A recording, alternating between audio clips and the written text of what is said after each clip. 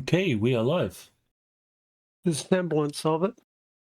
Hello and welcome. I am Ronnke, your GM, and in the stream today we have Rigel Kent, Gigaman, Pendragon, Megaquai, and Nosh. Today we are playing a dungeon fantasy campaign set in our homegrown world of Pelavar. We are using the very awesome GURPS system by Steve Jackson Games, and our VTT of choice is Fantasy Grounds. You can find this and past sessions on YouTube and as audio-only podcast. Links are in the video description. If you enjoy our content, please like this video and subscribe to our Twitch and YouTube channels. All right, let's begin with character business. It's been so long. I think that's the way we normally do it. Yes. So, Megaquai, do we have any character business for Danjo? And we lost it. Oh, I would like to get some pajamas for him that are armoured. Well, armoured pajamas cost money. That's You'll have just to a go build-up steal of some. time. The likelihood of finding armoured pajamas in Stillwater, pretty slim. Indeed. If you have, armory, is it body armor? Then I guess you could probably start fashioning some armoured bits on your current pajamas. Even just light leather. And greaves and stuff like that. You just grab a piece of steel plate and just shove it down your shirt. That's not very comfy, is it? You didn't say anything about comfortable. All right, so any point spending or anything like that? Nope, saving up for invisibility art. Righto. Pendragon, do we have any character business for Arari Boya? Yep, I have to check my notes. I have 3 experience points, and I think that's my last, change before I'm locked in. So I'm buying 2 points of night vision. So I have night vision 5 now, and I'm getting 1 point in weather sense. All right, not a problem. So yes, your character will be locked in as of now. Yep. Happy with my choices. All right, Rigel Kent, do we have any character business for Gareth? I do, actually. Following the events of the previous session, which we will hear a recap of, he may have overindulged and had weird dreams.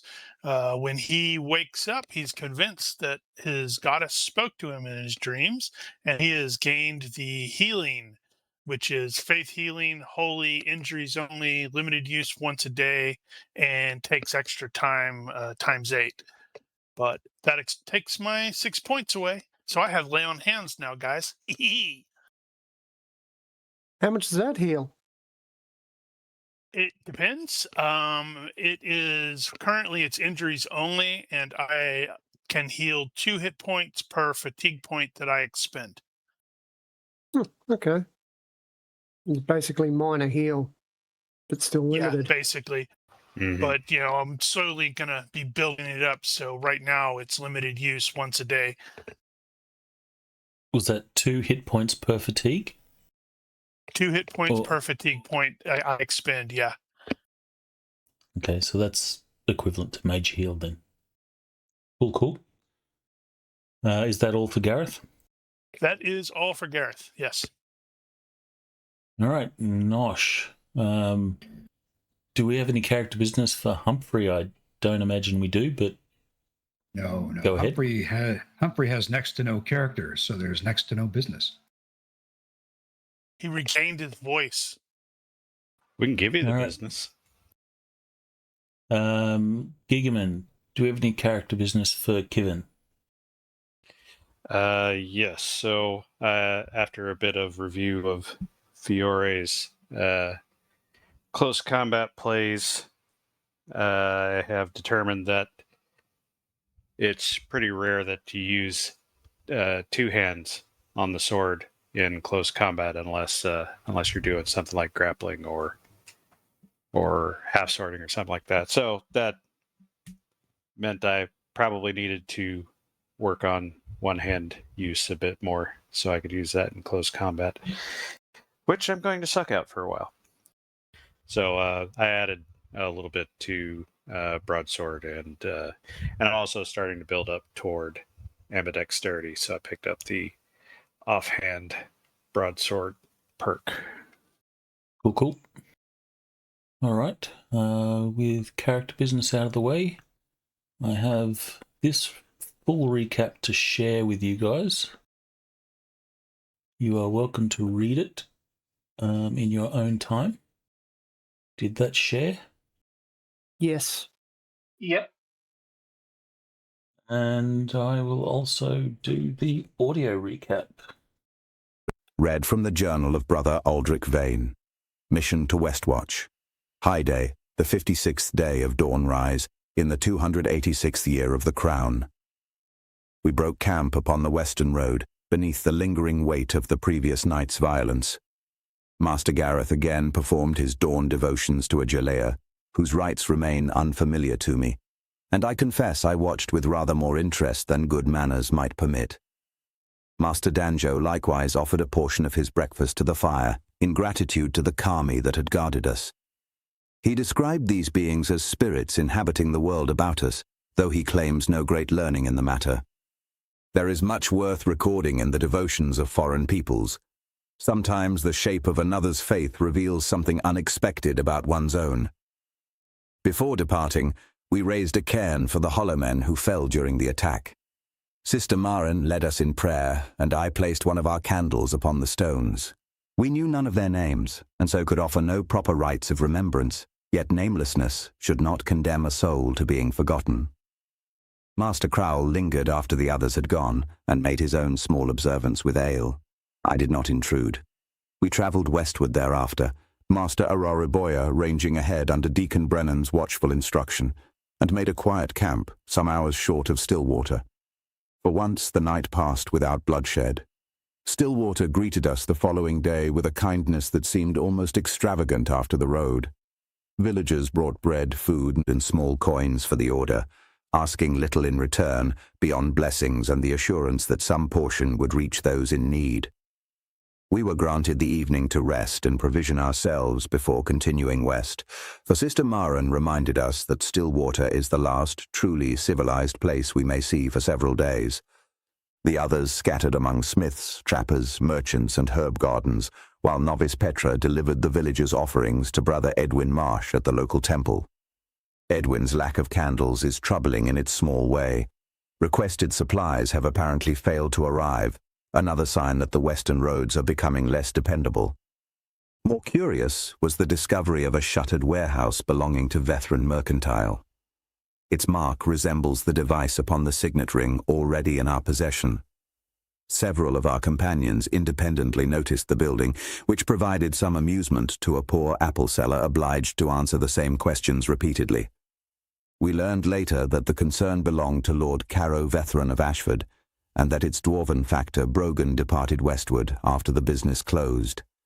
The matter deserves attention, though Deacon Brennan wisely forbade Master Crowell's first instinct of entering the premises without permission. There is investigation, and then there is burglary. Even curiosity ought occasionally to remember the distinction. The inn's long table proved a welcome ending to the day. Travellers were required to offer coin, news, or a tale, and in return, Stillwater provided food, drink, and an audience generous enough to forgive almost any storyteller. Master Crowell gave us a mercenary's tale. Deacon Brennan surprised everyone with an account of an unusually clever mule. Master Auroriboya spoke beautifully of a time when his people understood the speech of rivers, beasts, and trees, and Master Danjo told of Mamataro, a hero born, quite insistently according to him, from a giant peach. Master Gareth attempted to recount the revelation of a Jalea he experienced at Eastwatch 4 years ago. The telling wandered somewhat, but I suspect the experience itself was no less sincere for his difficulty describing it. I contributed what entertainment I could and found Stillwater an unusually pleasant audience.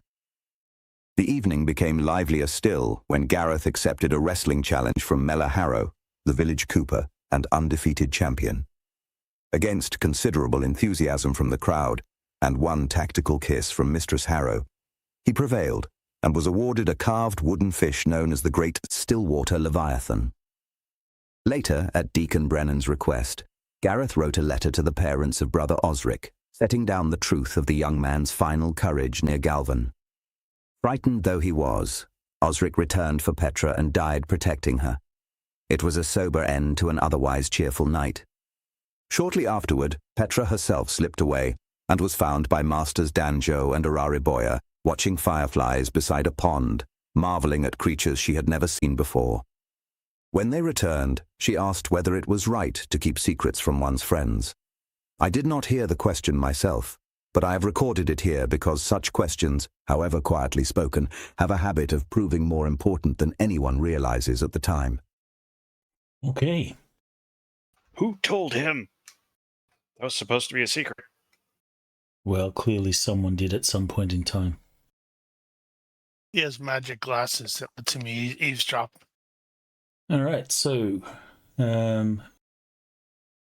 we will begin this in the morning.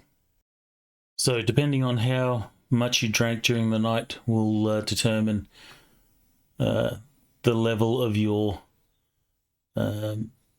willingness to crawl out of bed. But the plan is to, well, I guess that Kivin is not not very feeling willing. his best. I may have overdone it a probably- bit. I should probably roll my nightmares as well. Yes, please do. Yay, no nightmares. Everyone will get the proper amount of sleep. So any fatigue that you've had will be recovered. No one has any fatigue. Rolf, you will get a health roll to see if he heals some. So apparently Gareth has a newfound power now. And he's going to accidentally discover it at some point.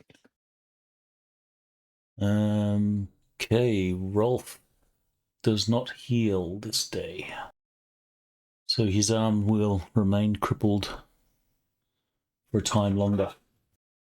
So those of you that do wake up and are not hungover, you will come down into the common room. You will see that Petra, most of the Pale Flame Order are in the common room. Petra is redressing Rolf's bandages on his arm. There is the sweet smell of breakfast cooking, and you will all help yourself. When after a time it has become apparent that Kivin has not stirred, Rolf will say, who's he going to pick? He will say, Gareth, can you go fetch Kivin? We should be on the road as soon as we can today. Absolutely. Let me go splash him with some water. I sure hope that isn't his, chamber pot. Well, there is conveniently a bucket of water beside the bar. Rise and shine. Splash. You are an evil creature. And you are apparently a drunken one. Out of bed. Not anymore. I'd feel better if I were. The water is so loud. I had to double check to make sure I didn't pick up the penetrating voice perk like I often do. Sadly, I don't have it. What level of hungover is Kevin going to be? I'll leave that up to you. Are What there penalties? Yes. You're at... I don't remember that. Let me see. I Hangover. think it's... Yeah, I think it just have low pain threshold until it wears off.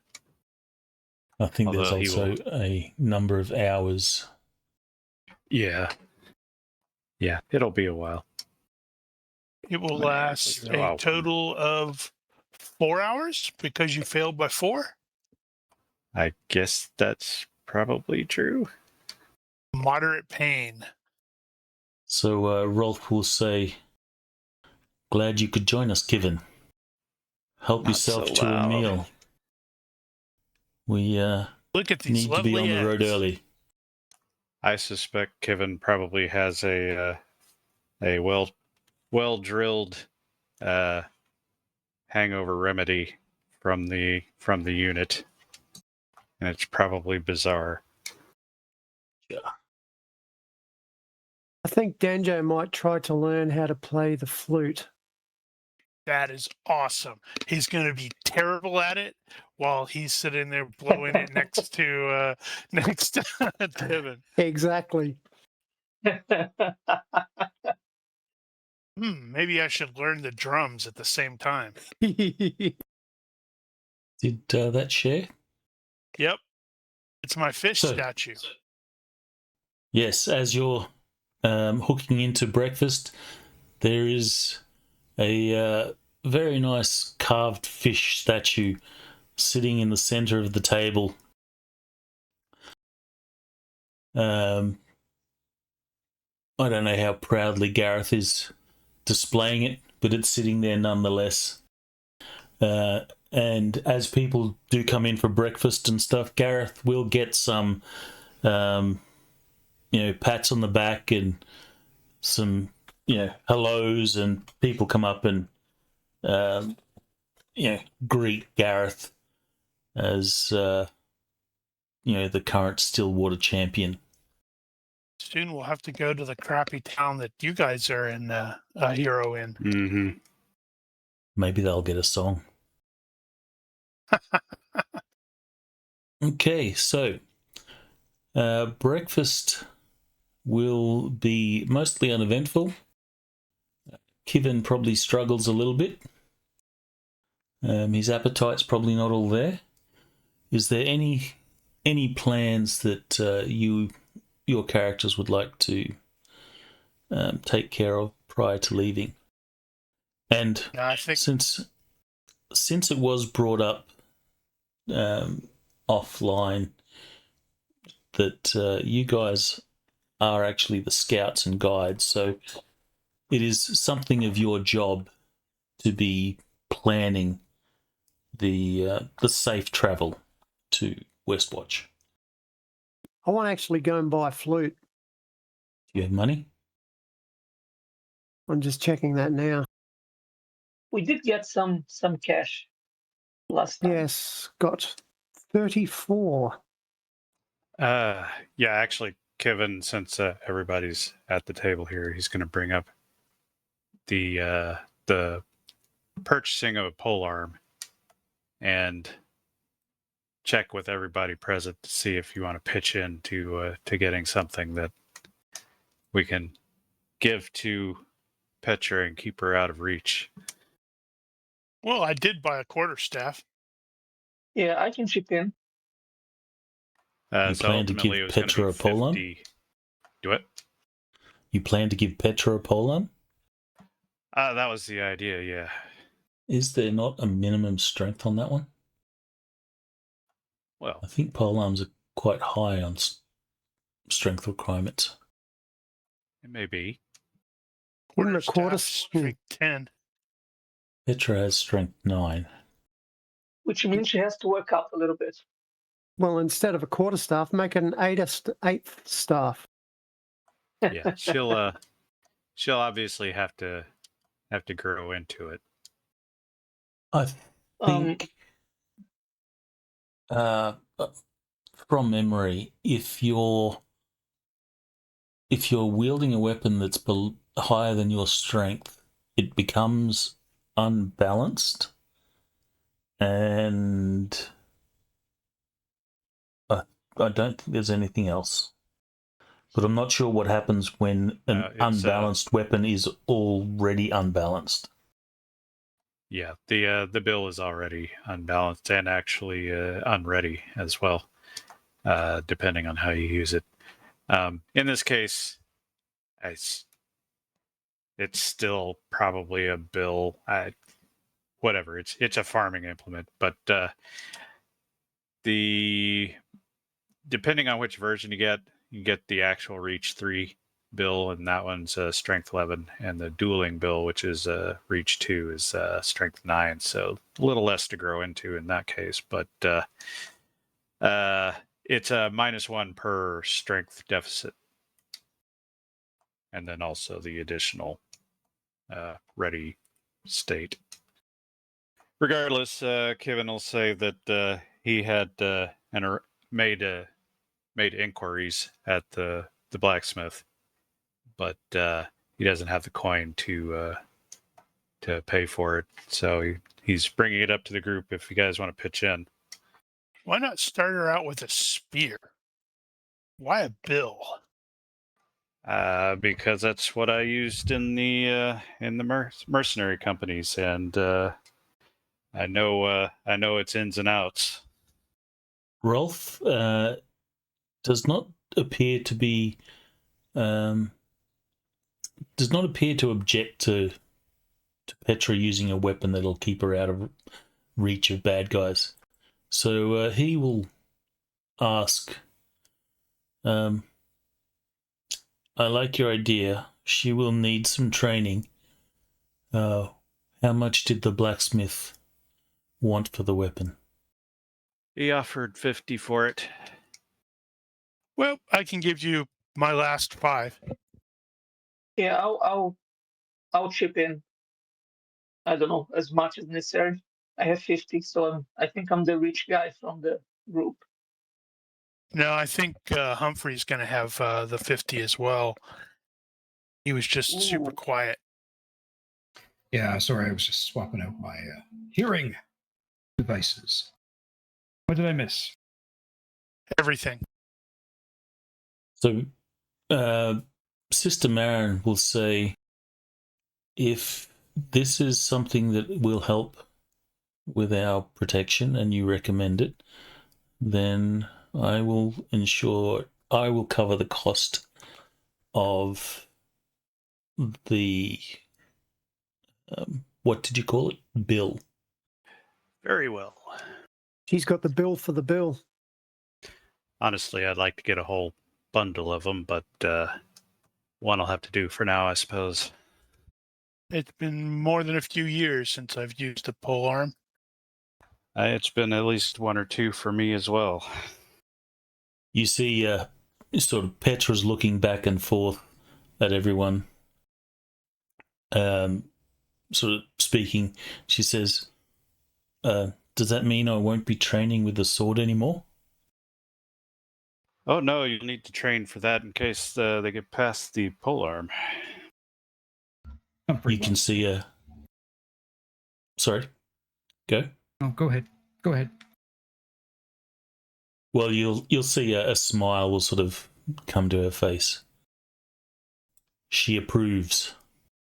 Humphrey wants to see if he can find some herbs. The food on the road really sucks. There was an herbalist in town. Yeah, I got in contact with one. Danjo bought poisons for no particular reason at all. Yeah, no reason. They weren't poisons. They were things that you could make into poisons. I want to put people to sleep. I want people to be able to sleep properly. Yeah, that's it. Just wants to help. He's looking out for Ari, who, he's noticed he has nightmares. Voluntarily or otherwise. I feel really bad that you toss and turn. Here, sniff this. tell me, does this cloth smell like chloroform? So Sister Marin will open her purse and rummage through it, grab a quantity of coin, totaling the 50 that you asked.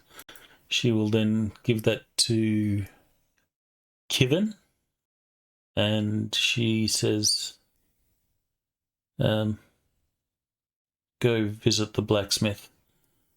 Get this weapon if you feel that's what we need.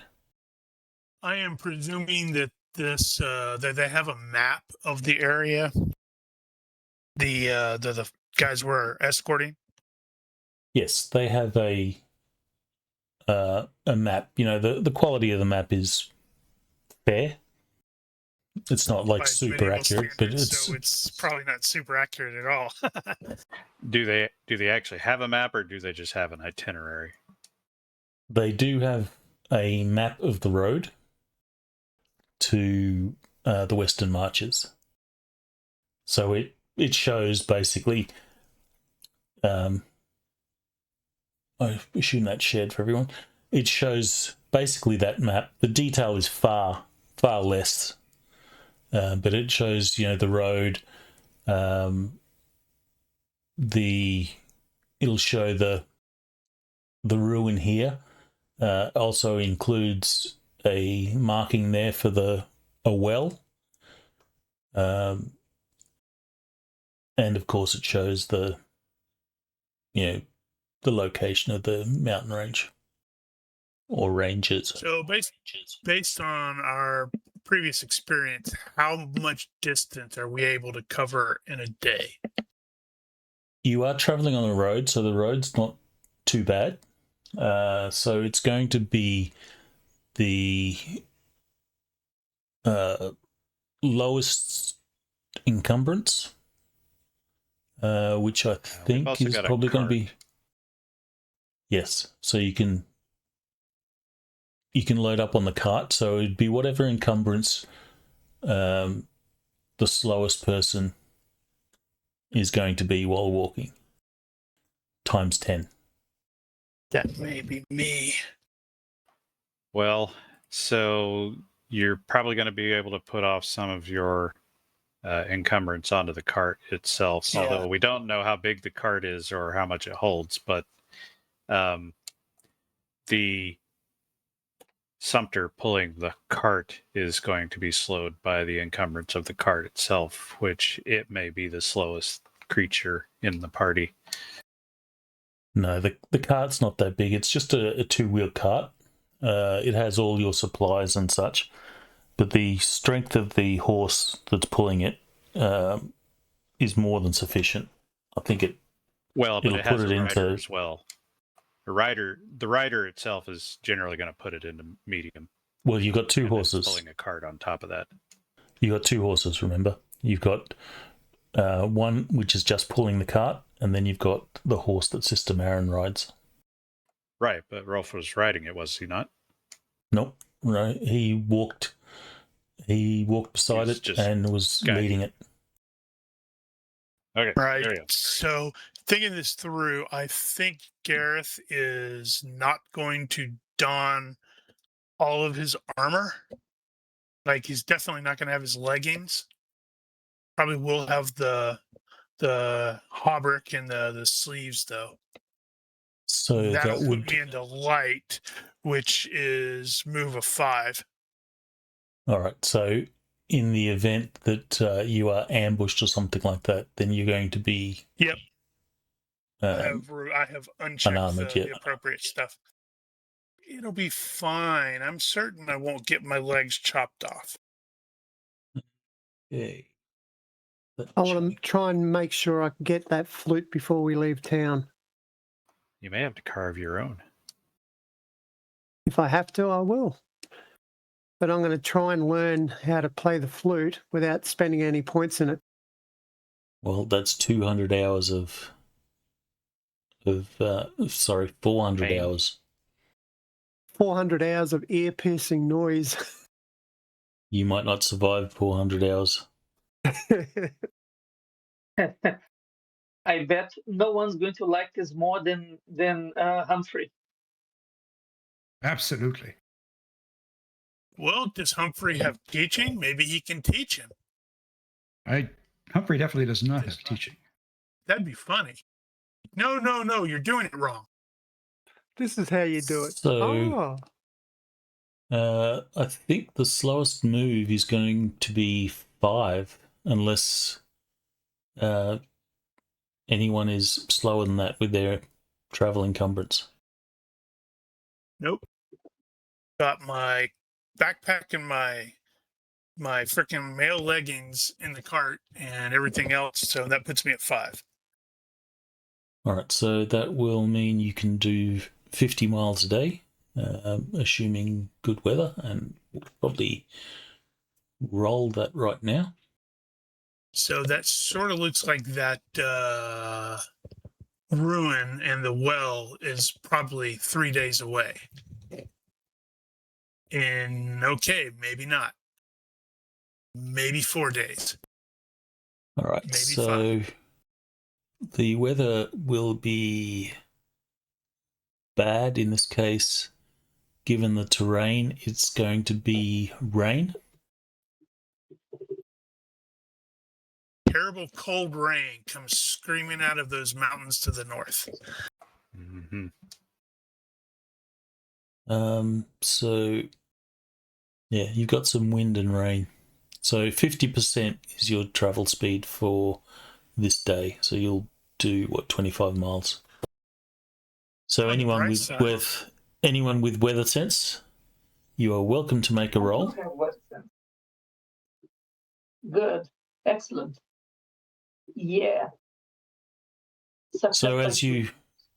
as you guys are sitting around the breakfast table, planning the day, Ari, you would have gone outside and checked the weather, and you believe that before the day's out, the weather's going to turn against you. It smells like rain. So that is the current conditions. Right. So is that what we ended up with? About 25 miles? Yeah, I said it You halved, can and if we're expect. doing 50, I put it at, I couldn't get it exactly okay. at 25 on the thing. Fair enough. Yeah, this trip is going to take a while. Well, the rain may not last all day. Might not rain tomorrow. Still. The bright side, it's easy to replenish your water while it's raining. True. This is true. Where's Mr. And, Brightside? And, speaking from experience, bandits tend to prefer not to venture out into this kind of crap. They're a bunch of lazy bastards. I can't say anything about the Hollow Men, though. Yeah, they don't mind. In fact, it's very cinematic for them to attack in the rain. So,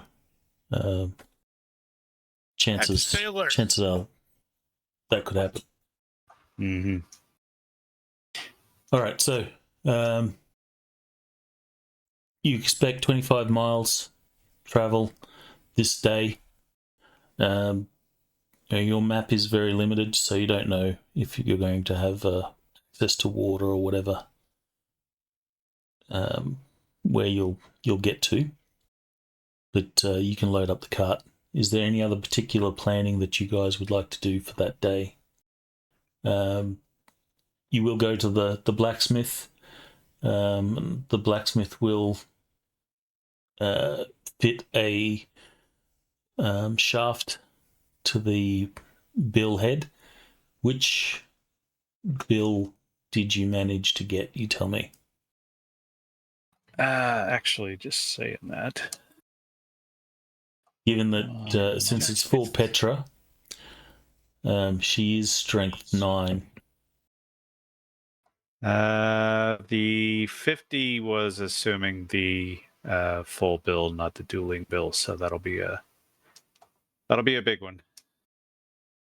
I guess we could go ahead and cut that down and save some money. it probably would have made sense to do that anyway. So we'll adjust retroactively adjust the whole spiel there. So, but this was going to be cheap. So I believe that was 40%. In which case it would be 40 instead of 50. So that'll be a cheap dueling bill, and I can't put it on the party sheet. So, but we do have it in the items. Okay. Okay. There you go. So we'll just have to remember it's cheap. Yeah. Yeah. So that's reach 2. Okay. Oh, what's this And assignment? outside of that, do it. Oh yeah, that's right. There's an assignment column. That's new. That's been there for a while. We just haven't used it much. Yeah, I think it's been there for a while. Could probably go ahead and put Petra on there as an assignment, even though I don't think I've ever seen that before. It. Yeah, it's been there for a while. Really? Huh. It's one of those things that I guess my eyes just skipped right over. Well, we never really paid attention to it because usually we're putting stuff on there to pull it right back off. At any rate, Kevin's going to spend his personal money on gallons of ale, which will apparently not be very many. All right, well, work out how many gallons you can get for the amount of coin that you've got. 4. Spend the money. Add your gallons. 4. You should just leave it behind. No, we don't want to end up doing it like that. Add this to Petra's character sheet. Ha! Whistle. $5. I'm buying a whistle. Me too. Apparently, in Dungeon Fantasy 1, they have a woodwind, which is a bamboo flute, tin whistle, or similar. $40. Which would basically be 40 copper pieces. Okay. That managed to go on her sheet. $34 and 6 coppers. I'm certain you could borrow a couple coppers from Airy, since you're, trying to help him sleep and all. Oh, yeah, definitely. That's true. Wow, Petra can actually do a lot of damage with polearm. Yeah, it ain't no slouch. Well, my default musical instrument skill would be at 5.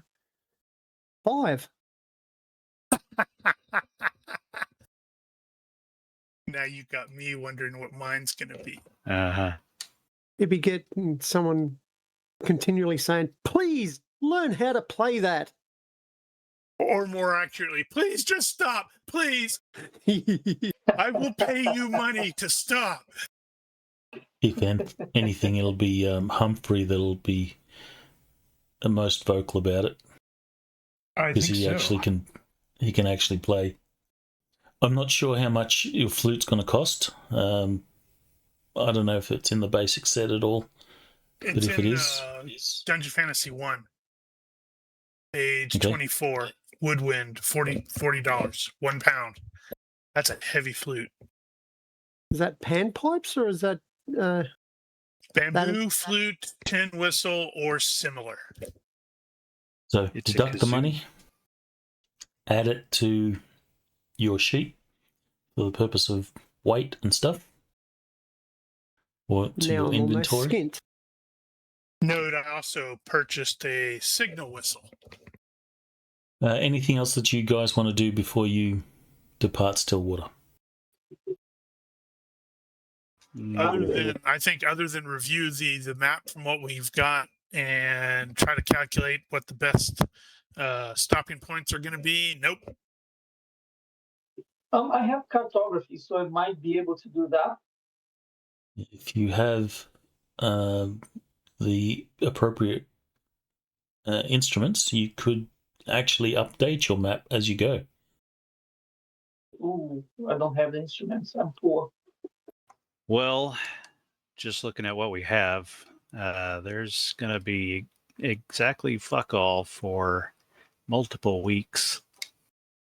Although there does appear to be a ruined keep along the way. And it's marked to having a well there. 3 days is optimum there, but it's going to take longer. Wow, you suddenly got loud. Did I? Yeah, for me. You back to normal volume now. No idea. All right, so I'll assume nothing more that you want to do at Stillwater? Nope. Brandish my fish statue as we leave so everybody sees it. Promise to return. You can mount it on the corner post of the cart. All right, and Humphrey, you are able to secure some herbs for cooking, I'm assuming.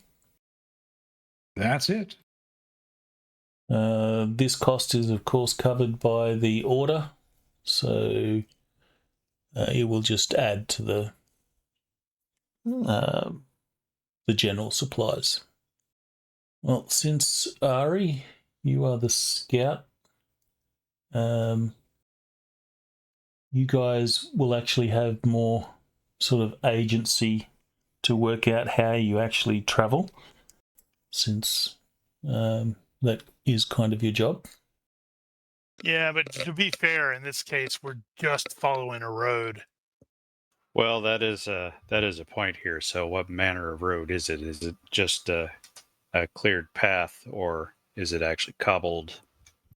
It's not cobbled, but it is a clear road that does get use. But does it get maintained? Well, it'll get maintained through use, so you won't get overgrown sections, but there will be places that have ruts from mud and such. Yeah, within civilization, it's typically the responsibility of the people that live near it to actually maintain the road. But as we get out past civilization, it's going to get less passable. Well, of course, the road will be better around Stillwater. The further out you go, the less maintained it'll be. But for the purpose of hiking and so forth, it will be considered a good road. Right. So then we will need to make a hiking check beginning of the day for everybody that is actually hiking. And if everybody's successful, we will get 20% more distance. God help I don't us. know if you could group hiking. I think it specifically says everybody has to roll in that case. But which would end up being 30 miles instead of 25. I don't know if they actually do the group. No, they do in Wilderness. Yeah, so I would think that the expectation is that everybody rolls. Yeah, because we bumped into that before where we had people who didn't want to roll because they didn't want to fail, and it's like, no, everybody has to roll. All right, so it defaults to health -4, I believe. I take it we don't have a cart and Humphrey is not on the cart? There is a cart, but Humphrey is not on the cart.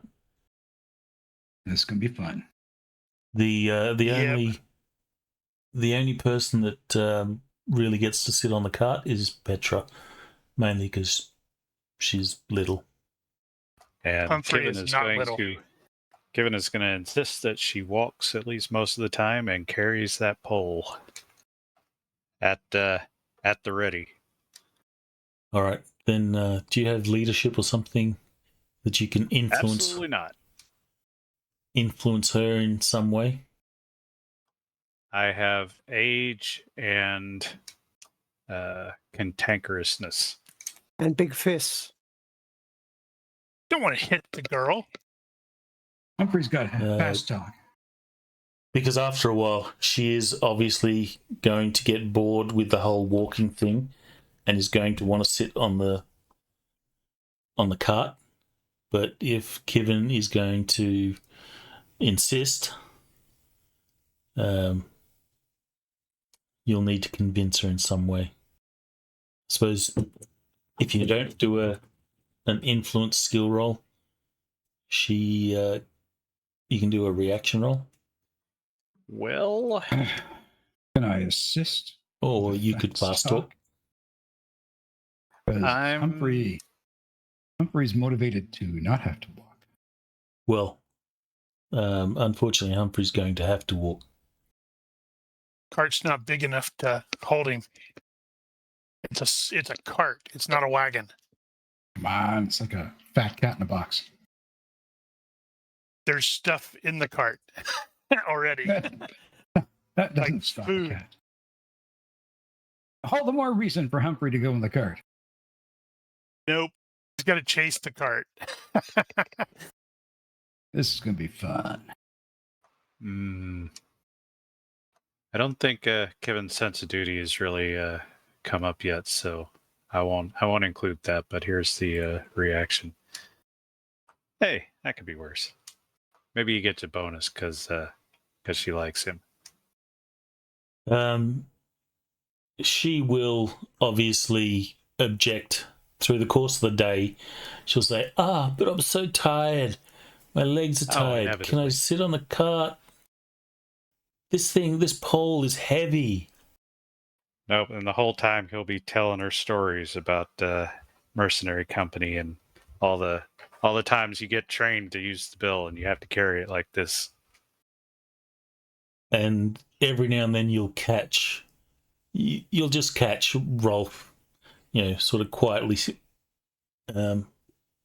giggling to himself or he's quite amused by the drilling that Petra gets. Phrasing. It's worse for hiking. It's health -5. So, Health -5. can we do the group hiking thing?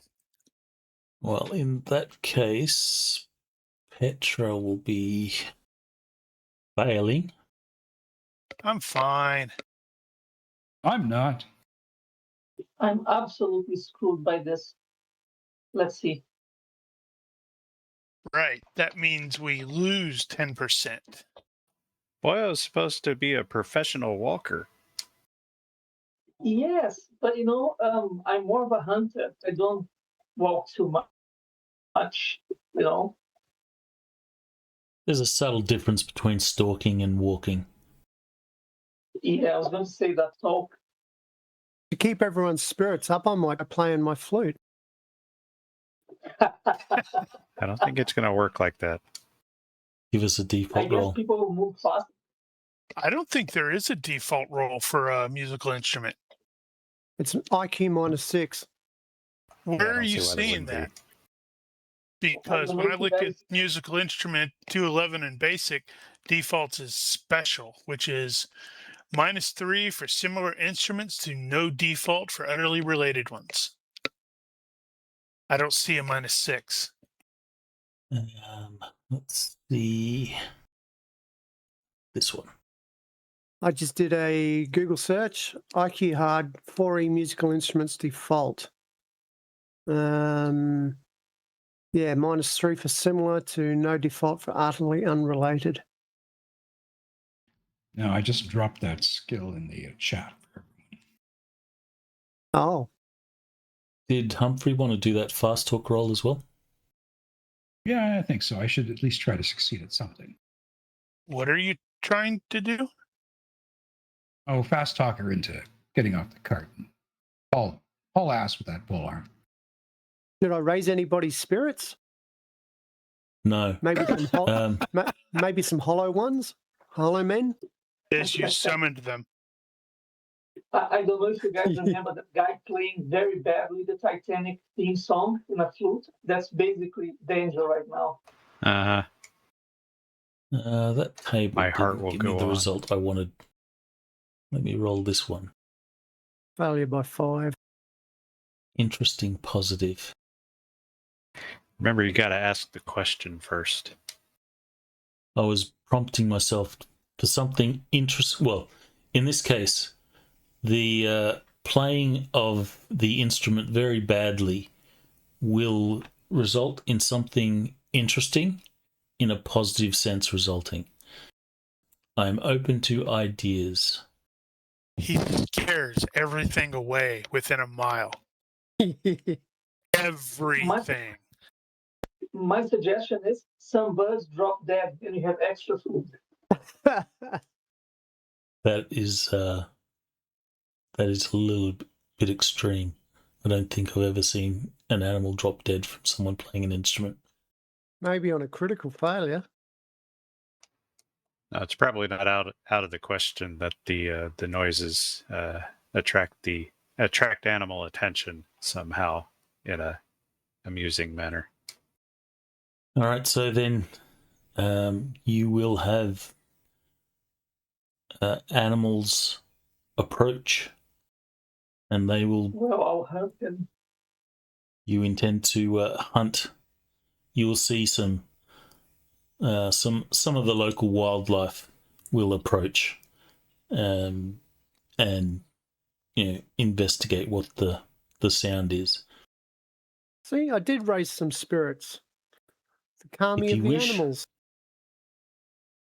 If you wish, you can make a ranged attack roll and score a number of meals equal to your margin of success. Okie dokie. Success by 11. All right, so you'll get something substantial. Got no problem shooting things. Well, we've still got, I don't know how many pounds of venison. I guess you can start selling. All right, so the day will pass. Your margins of success or failure on your hiking will determine the amount of fatigue that you suffer during the day. Except Humphrey, he suffers twice his margin of failure. Because he took unfit. That was a bold choice, by the way, Nosh.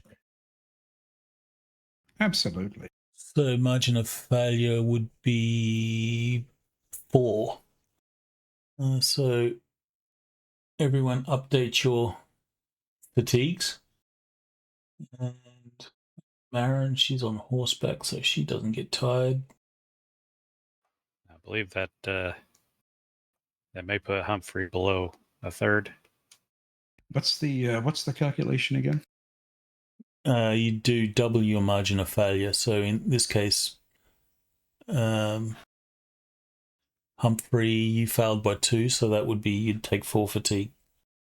Yeah, no, I'm down to 8 fatigue remaining. The success from Rolf, and a failure from Aldrich. Who's grumpy because it's raining, so we can't have a book out. Okay. The last thing to do is sort out your camp for the night. The day will pass with mostly nothing interesting happening except the animals turning up. I'll get a survival planes from Arariboya. Sure. I think it defaults by -3, right? Let me have a look. Other survival -3, yes. Yeah. Okay. All right, so you can pick 2 of the 3 camping things.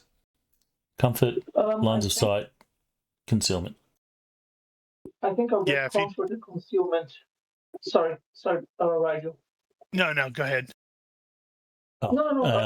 You're at a further -1 penalty due to the weather, but that's still a success. So, yeah. Do you have a suggestion, Rigel? No, I was just going to say, if we didn't pick comfort, half of you guys would be useless tomorrow. Oh, yeah, no, absolutely not. So comfort, and I'd say concealment, but definitely comfort.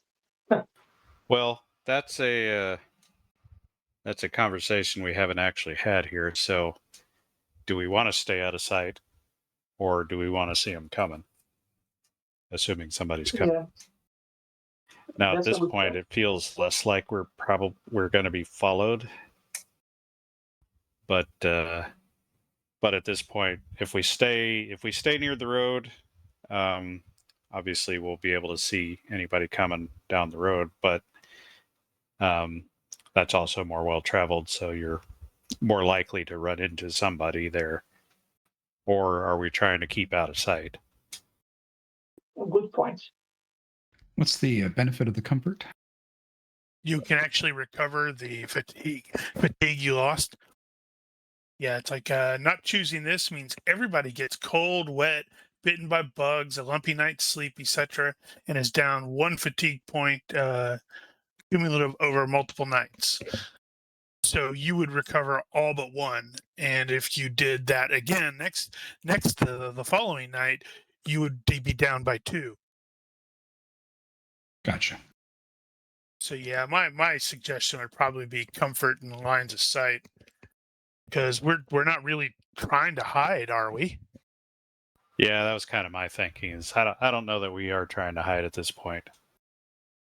Yeah, I don't have a strong opinion. So yeah, we can go for a line of sight if everyone else is okay with it. Done. All right. That choice kind of defaults, defaults to you guys as being the security for this mission. So Yeah, we're let's still go going to line have a of sight. watch. So all right, so you pick comfort and lines of sight. Yep. we're going to establish that as SOP. I would suggest that, unless otherwise specified, where it's like if we are actively trying to avoid detection, then we swap out the lines of sight. Okay. Understood. All right, so you guys will then begin to set up your camp. Given that the weather is not great, maintaining a fire is a little bit harder than normal. With your survival, you still manage to get something with a little bit of shelter and such. I'm assuming there's not going to be any training or anything like that happening this evening due to crappy weather. I'll play my flute. May not be any training, but I got some religious devotions to do, even in the mud. Humphrey's going to cook up a meal, and he's going to do some singing while he does it. And if I can, while people are preparing before dinner, I'll have a look around to see if I find anything, that can be prejudicial to us, like another group of hollow men. Okay, well, you can make a perception, observation, or tracking at -1. Okay, I'll either do that in the box. Tracking. Okay. Since I've never used tracking, let's see. No, I guess you haven't yet, have you? Nope. First time. Let's see how lucky that was. All right, you will do a perimeter around the camp, and as far as you're able to ascertain, there is no hollow men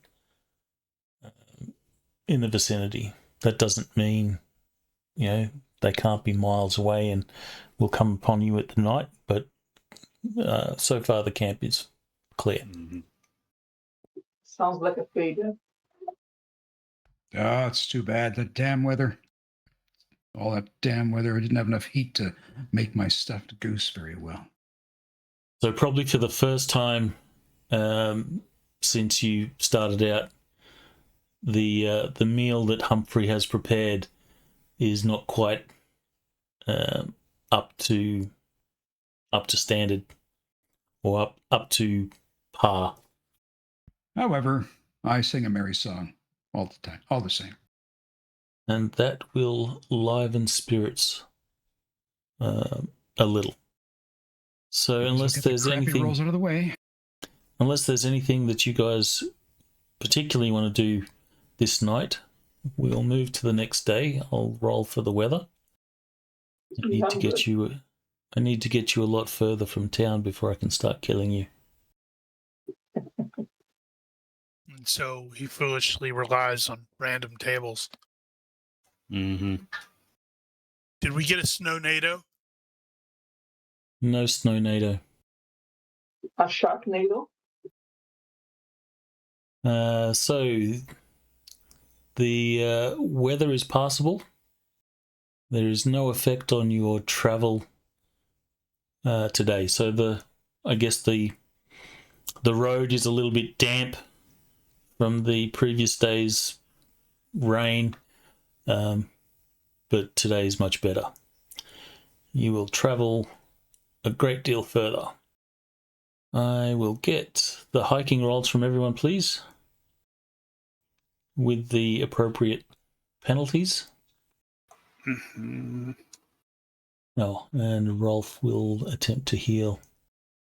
He will actually my heal God. some. I think I'll use my luck because I refuse to have a failure by 9. Well, Wow. I mean, you're no worse off in this case. Oh, well, actually, I guess you are. Yeah, good thing you're not on foot. You'd probably be dead. Yeah. I guess I'll take the failure by 5. Boo! Oh.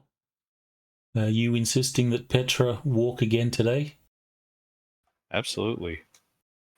When she stands guard with the bill. That pole is now an extension of her.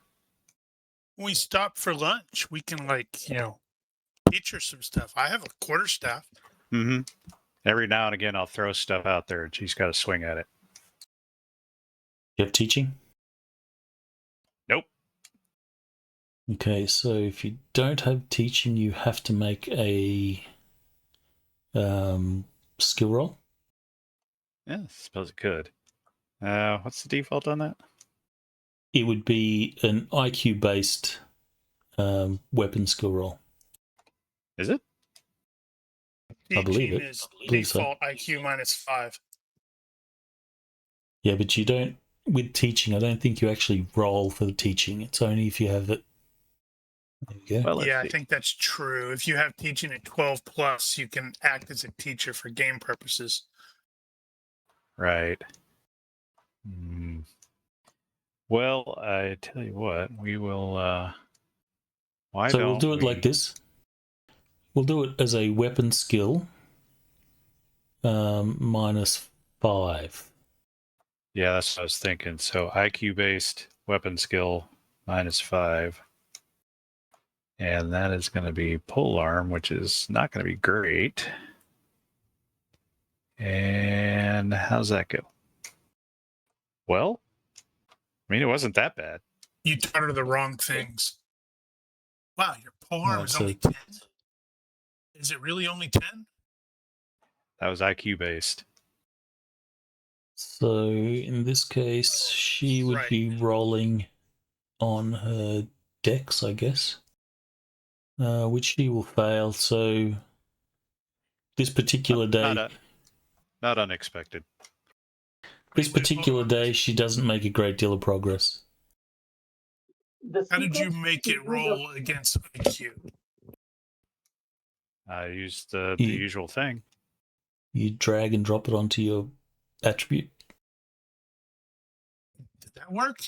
That did work. Okay. Did you not know that? I did, but I haven't used it in forever, so carry on. I was trying to see if Gareth actually caught on to what Kevin was doing wrong, but apparently Oh, not. right. All right, so I'll need another survival roll to find a camp. This time you're at no penalties, except for the -3 default. Standard 1. Oof, barely. Okay. All right, so I guess you're choosing the same two. So everyone will be able to recover their fatigue during the night. And I forgot to roll my nightmare last time. Sorry. I'll roll it again. Go for it. Yep, success. This doesn't look wet enough. Ha ha! Now the stuffed rabbit with herb came out just perfectly. It's those herbs that you picked up from the herbalist. Excellent. That means we need to, sing songs and stuff. So this evening you have more time to train, do whatever it is you wish. Petra will do some training with the pole arm. She gets frustrated, and she gets frustrated quite easy, and will complain and say, "I'd rather train with a sword. Can we do sword training instead? This thing is so heavy." But you're getting so much stronger. There, cut that limb off. Please, Master Kevin, can we train with the sword instead? Rolf will be sitting across the camp, just watching with amusement. Kevin is going to agree, and Kevin will use the polearm. So he will attack her with the bill and show her how to defend against it. All while pointing out, as Master Ireo would have, how the two use the same techniques. You'll note that she is also frustrated by the fact that she can't seem to get in close to you without you putting the bill in her way. And she'll make comments like, how am I supposed to hit you if I can't reach you with this thing? This is not fair. That's the point. Yes, you want to make the other guy say that exact thing. So everyone will recover fatigue that night. Rolf is going to try and heal, which he does. Yay! Rolf now has use of his arm.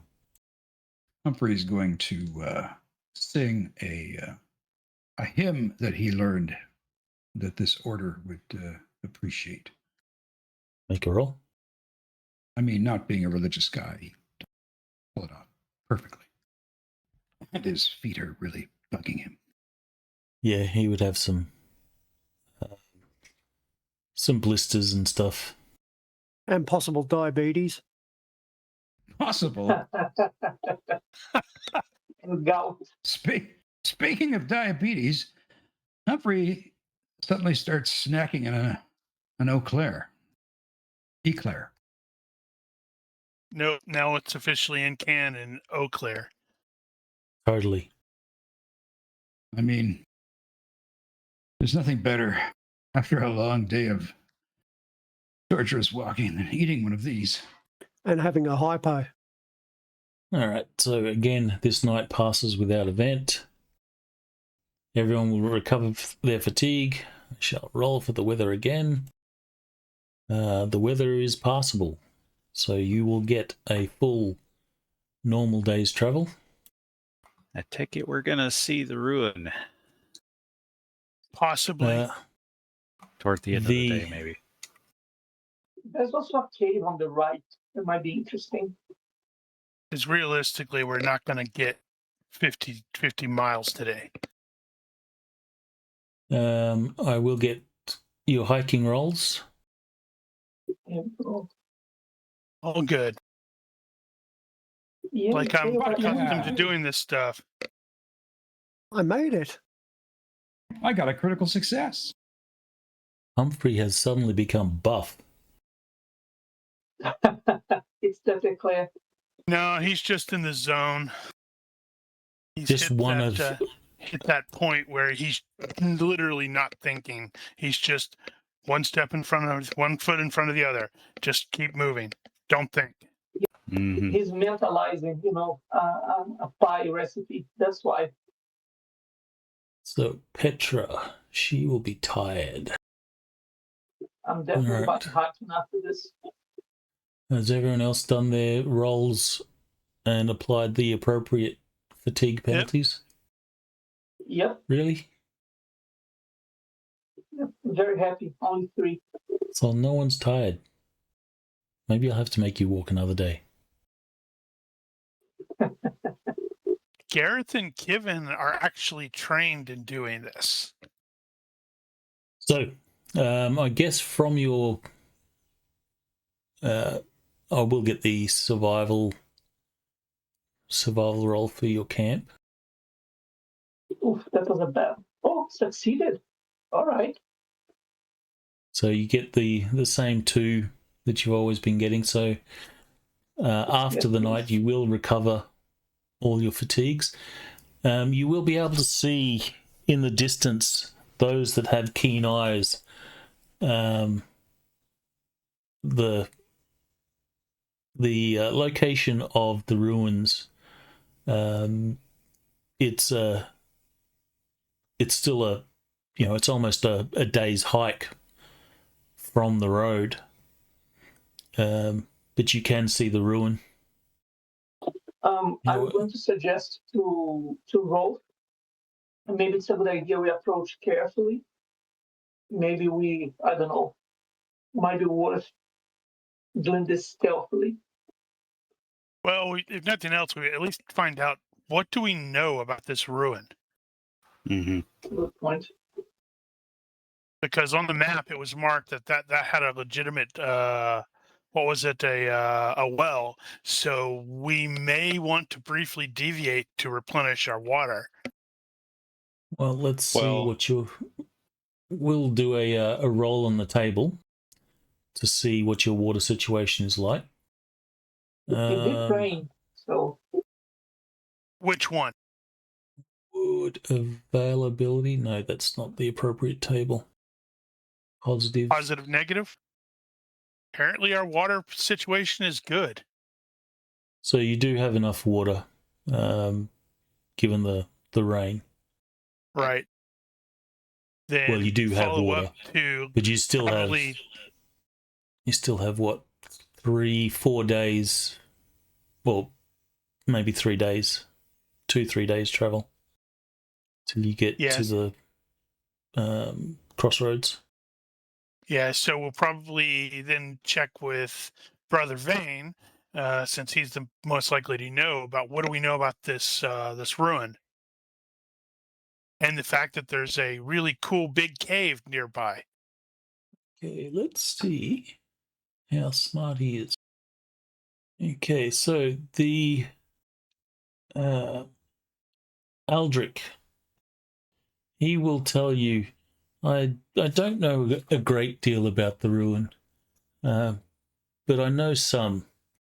I know the cave that is situated near the ruin is a dwarven was how did he put it? It's a cave. Dwarven highway. It's a cave system that the dwarves often used to travel to the southern tip of the seven sisters or 7 peaks. Just find out the name for you. Actually, I'll look that up later. They would travel from Mott Caradon using this cave system. And there was a time when humans and dwarves, the relationship soured, and the dwarves took offense that humans had fortified the lands near this dwarven entrance or dwarven cave system. And it was the dwarves that ruined this stronghold. Well, that was a dick move. But Frickin' as we know, dwarfs. since then. The relationship between the dwarves and the other inhabitants of the free cities has improved some, but alas, the stronghold has never been rebuilt. That's right.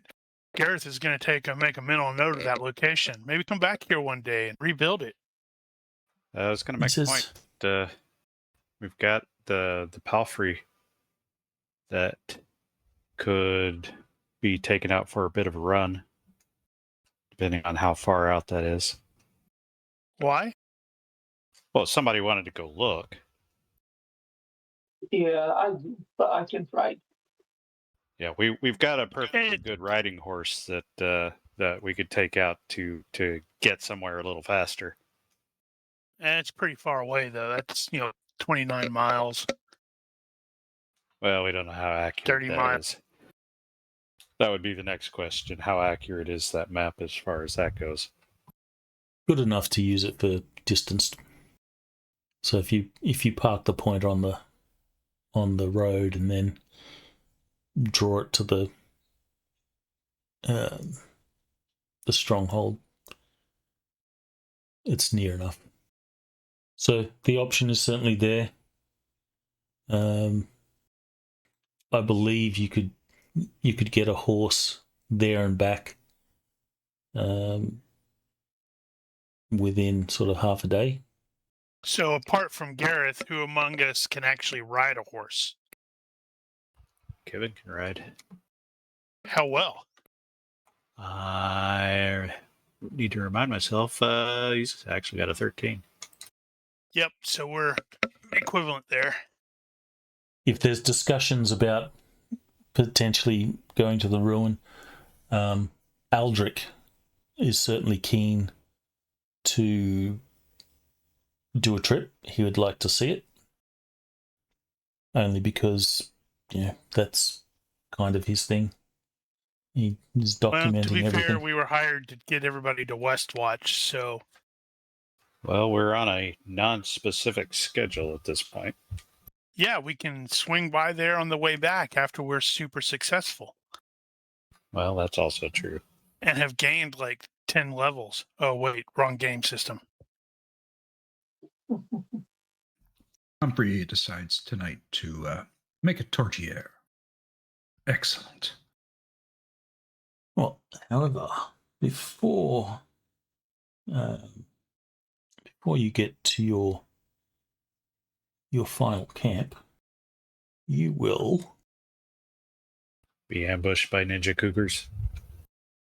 Damn ninja cougars. Brothers! So it's female ninjas who are 40 or so? Yeah, you don't want to mess with that. So you are looking for a camp. There's a little bit of a light sort of drizzle towards the end of the day, and you will see a nice large rock outcrop, which would serve as a perfect place to set up camp. And it seems that someone else has had this same idea. Don't be looking at fingers. He's a skinwalker. He's a mutant. He has a campfire going and is just sort of chilling there under this outcrop. You guys are approaching on the road. Loudly, we will address him. Ho, the camp! You will startle him as he you was sort of staring call out. horrified at its fingers. He will sort of stand, go to his pack, and you see he grabs a sword scabbard. He does not draw the sword from the scabbard, but he holds it, Jeez. stands and sort of approaches you guys a little. Peace, peace. We have no quarrel with you. We are just trying to find a campsite. And you seem to have found the best one. Give me a reaction roll. Either influence or reaction, whichever you choose. He seems quite cautious at this point. What's the cold read on this guy? How's he dressed? Well, What, clearly what he weapons? doesn't. Oh my God! Look at his face too, and his hands. He is a mutant. Clearly seen too many winters. Those hands. Don't be That's a questioning working AI hand, hands. Rigel. Well, he clearly doesn't like me. So as you approach, he will say, it is a good camp, but I would be more comfortable if you would see it upon yourselves to continue on a bit. So, Diplomancer, you can freely elbow in and start talking over me. Who's the diplomancer? I'm Pretty certain it's you. Oh, I think you of had. course. I think you had good skills for that. Let's see here. You know, Fast talk. Ronnke told me, give me or what is it, a social engineer, whatever, or a reaction. And I rolled the reaction because I ain't got anything like diplomacy or any of that crap. Okay, I will try fast talking. The obvious is, let a fat man share your fire, and I will cook you up a stew that will blow your mind, and you'll want to dip those fingers into. Make the roll. Damn dice. Wow, that's not good. I You guess called we're fighting. attention to his hideously deformed fingers, and it makes him go feral. Also, this being fast talk means he responds worse to the failure. This is awesome. But it is a contested roll, so 1 second. But this I did guy's get a like a critical- mutant. Look at those, look at those hands. That's Hey, true. I It is a started- contest. I started the day with a critical success. He's not a mutant. He's digitally disadvantaged. Nope, he's a mutant who somehow translated over from the Warhammer Fantasy universe. You can see that he's still quite wary. He says, the road to Westwatch is not exactly a safe one. Forgive me, but I do not know who you are. And you clearly outnumber me. Should you choose to rob me, I could not defend myself. I would We're not here appreciate it to if you. rob anybody. I would We're appreciate it if escorting you priests. would move on. When you say you're escorting priests, Sister Marin will sort of step down from her horse and she'll sort of grab her staff and step forward. At which point, And she he blasts will- him with lightning bolt because she realizes he's a mutant. he will say, "Please, good sir, we mean no ill will." And with that, you'll get another reaction roll. Can I get one of you to do a reaction roll? Add +2. Not me. Damn it. So that's going to be neutral. He says, he'll sort of bow his head a little. I'm sorry, I did not realize there was members of the Pale Flame. You'll see he'll and ah a little bit. He says, "Well, I guess we can share the camp this night." You, sir, are in for a treat. And I get my flute out. Oh my god. Put your flute away. Put it away. I said treat, not punishment. That's a treat. and this is probably the first time Sister Marin has done anything, she'll say, "This gentleman has been kind enough to let us share his exquisite camp here. Let's not torture him with your playing." And she gives you a very stern, authoritative look, like that of a school principal. She's gonna break out a ruler next and smack your hand. Ooh, ah. Well, if you'll allow So, me Master earlier, Danjo, please, not this night. I'll whistle you under will- my breath then. And you will probably sigh in relief that you're not going to hear this flute. if So you'll the guy- allow the The guy will sort of invite you to the camp, and you guys will begin to unload and set up. He introduces himself. I'm Henwick Toss. I come from Ashford. I'm a salt merchant. I travel the road back and forth from King's Rest to Ashford. I asked him if he has any news. Sorry. You were kind of quiet there. Can you hear me properly? Yes. Okay. I'm What? going to ask him. I'm going to ask him if he has any news of the road. Any, robbers, any hollow men, anything worth of notice. Well, when you mention robbers, he has no particular reaction to that. But then you sort of say hollow men, and he goes, "Oh, hollow men. Oh, I have not seen anything like that. I've heard stories that hollow men travel the western marches, but I've not seen any myself." You should be careful. We ran into them a few days ago. Maybe they're not the only group shopping around. He says, "Well, that is a concern. I've not heard any stories of hollow men this far from the western marches." Well, good to know that you didn't see any in your way here. That's a relief. But he does say,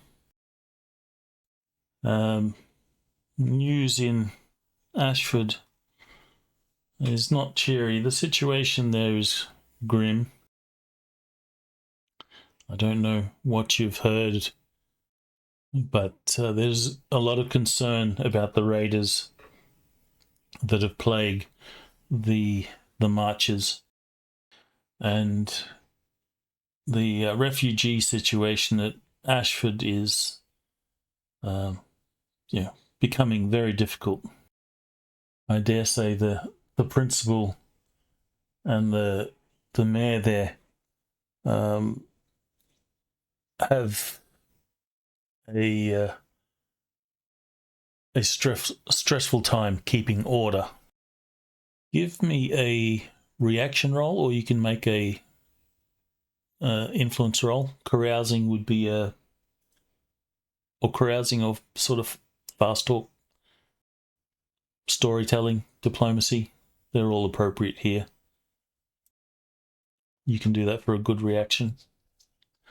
Determine how much he will freely volunteer. Was this addressed to someone specific? Ari, since he was asking. Okay, sorry, that was for everyone. Okay, random reaction. Let's see. Neutral. Well, it could have been worse. It could have been poor, like mine. It can always be worse. This guy said he was a merchant. Does he actually have goods with him? He does have a pack that is, fully sort of laden. So he does it. He does at least look the part of a traveling merchant. Okay. He doesn't have like a cart or anything like that, but he does have a a big pack. And he will say, I do have some salt here if you have some coin or you have some supplies that you're willing to trade. I mean, we could salt our meat. We could exchange some meat for salt, and we could all salt the meat. I was going to say we had a fair amount of venison. We could potentially trade for some salt for our future venison. Well, if you're willing to do that, that's kind of up to Humphrey since he's the one that's catering. Plus, you got all that, Yes. all those animals that I summoned up a few days ago. Uh-huh. Yeah, Humphrey is Yes. the panterer. I will certainly exchange some venison for some salt. We need salt for our sauces. Say that 7 times slowly. Salt for our sauces. Salt for our sauce. He says, excellent. And you can see that his sort of demeanor picks up a little, or his spirits pick up a little bit. He seems a little less threatened. Nope. Now that he's doing trading. So he will, go to his pack and he brings out some bags. And he has some, measuring cups that he will sort of measure out a quantity of salt, and he'll trade a fair for fair, whatever it is you offer him. So if you're going to give him some of the meats that you collected or something else, but he will happily trade. And you guys now have a decent quantity of salt. And with that, he seems to be a lot more approachable and more willing to chat. If you'll let my earlier cooking role stand, then I do make some awesome tortilla. Absolutely. So he will, if you're offering it to him, he will gladly partake in that. And from now on, you can consider yourself to have a good reaction with him. Excellent. Didn't know you could use a cooking skill as an influence skill, did you? Makes sense to me. Yeah, you can't be mad at anyone that gives you good food. No, you can still be mad at him. You just like, this is really good. I still hate your guts, but this is really, really good. Especially on the trail. So, he will tell you, well, he'll basically give you a rundown of the news at Westwatch. He says the situation is bad. As from what he understands, it's possible that the coffers at Ashford are running low, as many of the mercenaries that have been hired have had to be disbanded or let go. So the number of mercenaries that are currently at Ashford have dropped. Given is going to be making disappointed noises. He says, I hope for Ashford's sake that that's not a decision that is going to result in the city being under-defended should raiders approach. And he will mention that people have said that they've spotted, red sails travelling up and down the coast. He will also mention that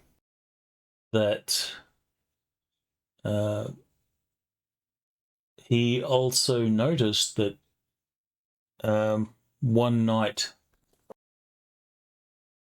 while travelling around Ashford, he saw a number of people camped at the veteran estate, and that should pique some of your interests, since that's a name that you've heard before. Yeah, if nobody else does, Kevin will pipe up at that and inquire as to what he knows about the veterans. Well, there's not a lot to know. I think they've fallen from grace.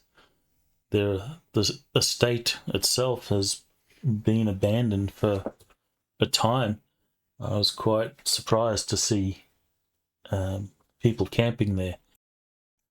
I didn't want to investigate. It's best to, in such situations, just to move along.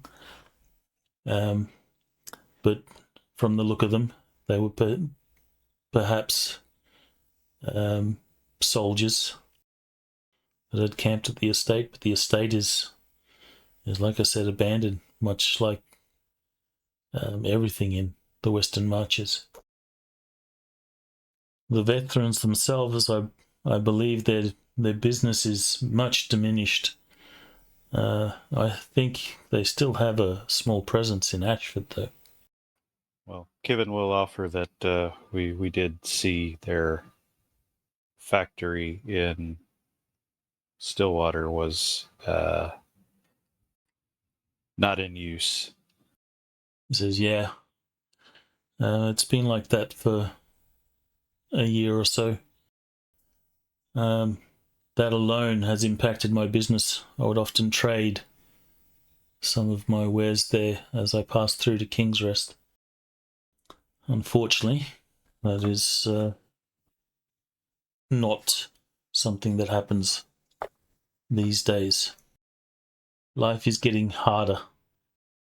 I sometimes wonder if it's worth continuing this, or perhaps taking myself elsewhere in the free cities.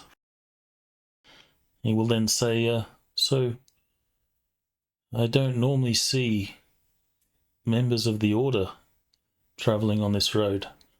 I can't recall a time in the last many years that I've seen any. What business does the Flame have in the West? What did the matron say at Stillwater? What did she say that we were doing out there? She said that I believe she said that she was going to offer sort of civil support and help for Ashford, help out where they can, perform, their various services to those that need it. Then Kevin will keep to the story. Say they're headed out to Ashford to render aid, although it sounds like maybe a bit late. Henwick will say, anything out there will be of great service. To see more people of the Flame in Ashford, I'm sure will bring a degree of hope to those that's currently suffering. I will get perception rolls from everyone, or observation rolls. Box. I suspect No need to be in the Gareth box. is not. I suspect Gareth is not present at the moment. Because he excused Okay. himself. So you don't need to roll for Gareth then. So he'll be the first surprised. Oh my God, Aren't you? what's wrong with you, Nosh? I don't know. It's just the way it is right Welcome now. back. He's enthralled in his cooking and eating. He clearly skipped his turn. So both Ari and Danjo will notice that Sister Marin has an amulet that Now I've got to remember what information I've told you guys versus the other group. You should I was gonna say, make I was going to notes say, during the game. Well, she did show it and explain something about it, and I know we got the impression that it might have been the reason the Hollow Ones were after us or after her. So as Henwick is sort of talking about what's happening, you'll see that Sister Marin is sort of holding the this amulet that's around her neck. She's sort of touching it, and she's listening to the conversation, but she's not really present. So Ari and Danjo will sort of notice this, and then it's almost like the click of a finger. She sort of snaps out of it, and she'll tuck it back in under her robes, and then sort of return to the conversation. I will excuse myself and I'll have a look around. Running the perimeter.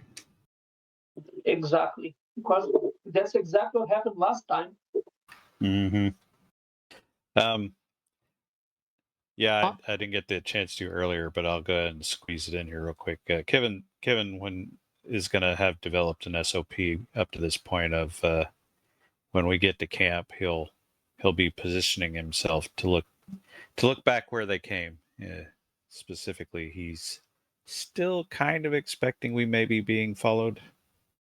I'll tap on a couple of other people's shoulders and, do try and body language transmit. She's just had a little bit of an incident there. All right, so how do you actually do that? Body language is probably different from Western to Eastern. Well, are you trying to subtly gesture, or Yeah, subtly gesture. do you have gesture as a skill? At the least, I'll go. I'd just subtly point at Marin Summer. All right, if you want to do it subtle, we'll say a stealth roll. Well, apparently you do it completely unnoticed. Wow, by 10. By even the people I'm trying to contact. So you can point this out to whoever you want, and no one sort of picks up that you're subtly doing this. Okay. Share the information around. So who specifically do you share that to? And are you doing it while she's sort of, spaced, or are you doing after she sort of returns to... While she's spaced. Okay, so who do you point that out to? Well, Humphrey and probably Kevin, I guess. The ones that failed. The ones that didn't notice it. Humphrey's like, never mind. I'm sorry. It's just one more little pinch of this herb. Yeah. All right. Well, Kevin will take the hint. He's been kind of primed for this anyway, so he will start keeping a separate eye on her out of the corner. Well, she doesn't seem to glitch anymore following that. Not that she really glitches, but her attention seems to be fairly normal. Well, as Penn pointed out, this is kind of how it went before, so we may be expecting some trouble. I think Petra is probably closest to Kevin at this point. So after the sort of... Do you have any particular questions of Henwick that you'd like to ask? He seems to be fairly forward at the moment as he's hooking into a really good meal. And he's made a trade, so he's fulfilling his dream of becoming rich. I guess everybody's run off. Ari was starting to talk to him, and he's run off running the perimeter. Gareth is off doing his religious thing. So, guess it's up to Kevin. Does Kevin have any questions or any particular things that you'd like to know? No, did he look like he knew what he was doing when he pulled that sword out? Well, he didn't pull the sword out. He just grabbed the scabbard. So the sword was still sheathed, but he grabbed it. You wouldn't know if he is competent or not. Well, that by the look of him, he doesn't seem confident. He doesn't have that sort of build or physique that suggests that he swings swords often. Okay, no, Kevin doesn't have anything else really. He'll offer him some ale. With those fingers, he looks like he can pick his nose really well. Not fingers, they're tentacles. Yeah, those are for cracking crustaceans. All right, so a little bit sort of out of place. Petra will sort of stand and she'll say, Kevin, Master Kevin, can we do some training? I'd like to practice some more. Right. Well, duty calls. He'll get up and take her off to the side and start getting her to cut things, throwing stuff at her. Okay, well, you'll do some training. You're welcome to make another roll if you want. On whatever it is you're teaching her. Maybe I almost had a success last time. Maybe you can actually put some points into teaching.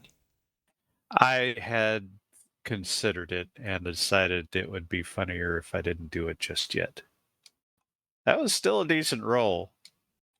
It would be funnier because that means he's going to get her killed. Yeah, she doesn't really progress much. Well, it's only been a couple of days. But sort of halfway through it, she sort of lowers her sword or whatever weapon you have her training with, and she says, you remember in Stillwater, I asked if it is okay for friends to keep secrets. Probably worth noting Kevin wasn't present for that. Was Kevin not present? No, he wasn't. No, he was drunk. Yeah, it was myself and the angel. Then she will rephrase that a little. She says, with a sort of sigh, she says, I think I need to tell you something. All right, guy's give me it. I am That man is a mutant. She goes, you know that ring that you have? This one. Which is... Whoops, damn it. Don't delete it. After all the trouble you went through making it. Oh, you made a new one. Yeah, I just deleted the shared. Did that share? Yeah. Yep. Yeah, so he'll wave his hand with it. This one? She says yes. She says... He's going to look at her and say, you totally stole it, didn't you? She shakes her head. No, I didn't steal it. But it was in my saddlebag. Well, if you didn't steal it, how did it end up in your saddlebag? She says, please don't tell anyone.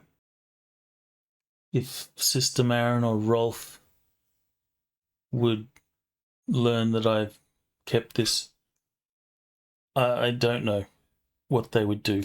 It would look very poorly on me, and I'm trying so hard to be be good. I want this to be successful.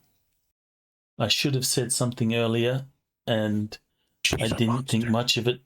I didn't think much of it at the time, but it seems to be coming up more and more often, and I feel terrible for not saying anything.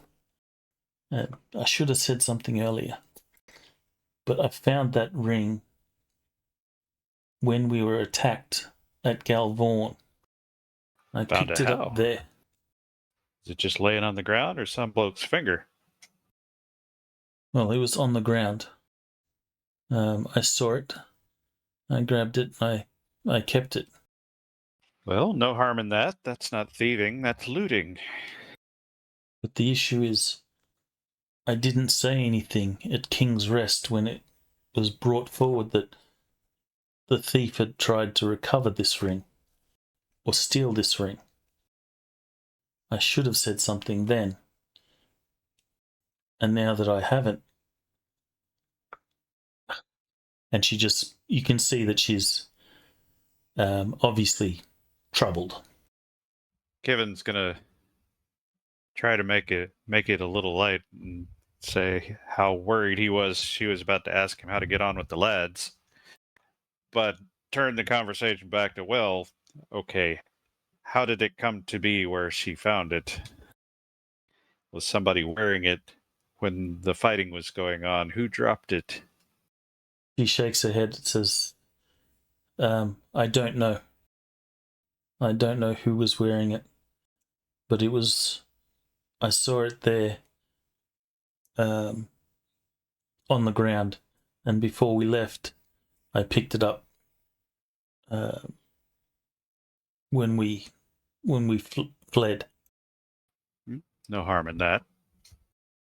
She says, I don't know how it got there. Someone perhaps dropped it.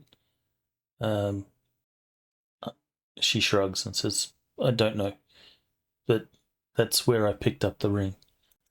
Please don't tell Sister Marin or Rolf.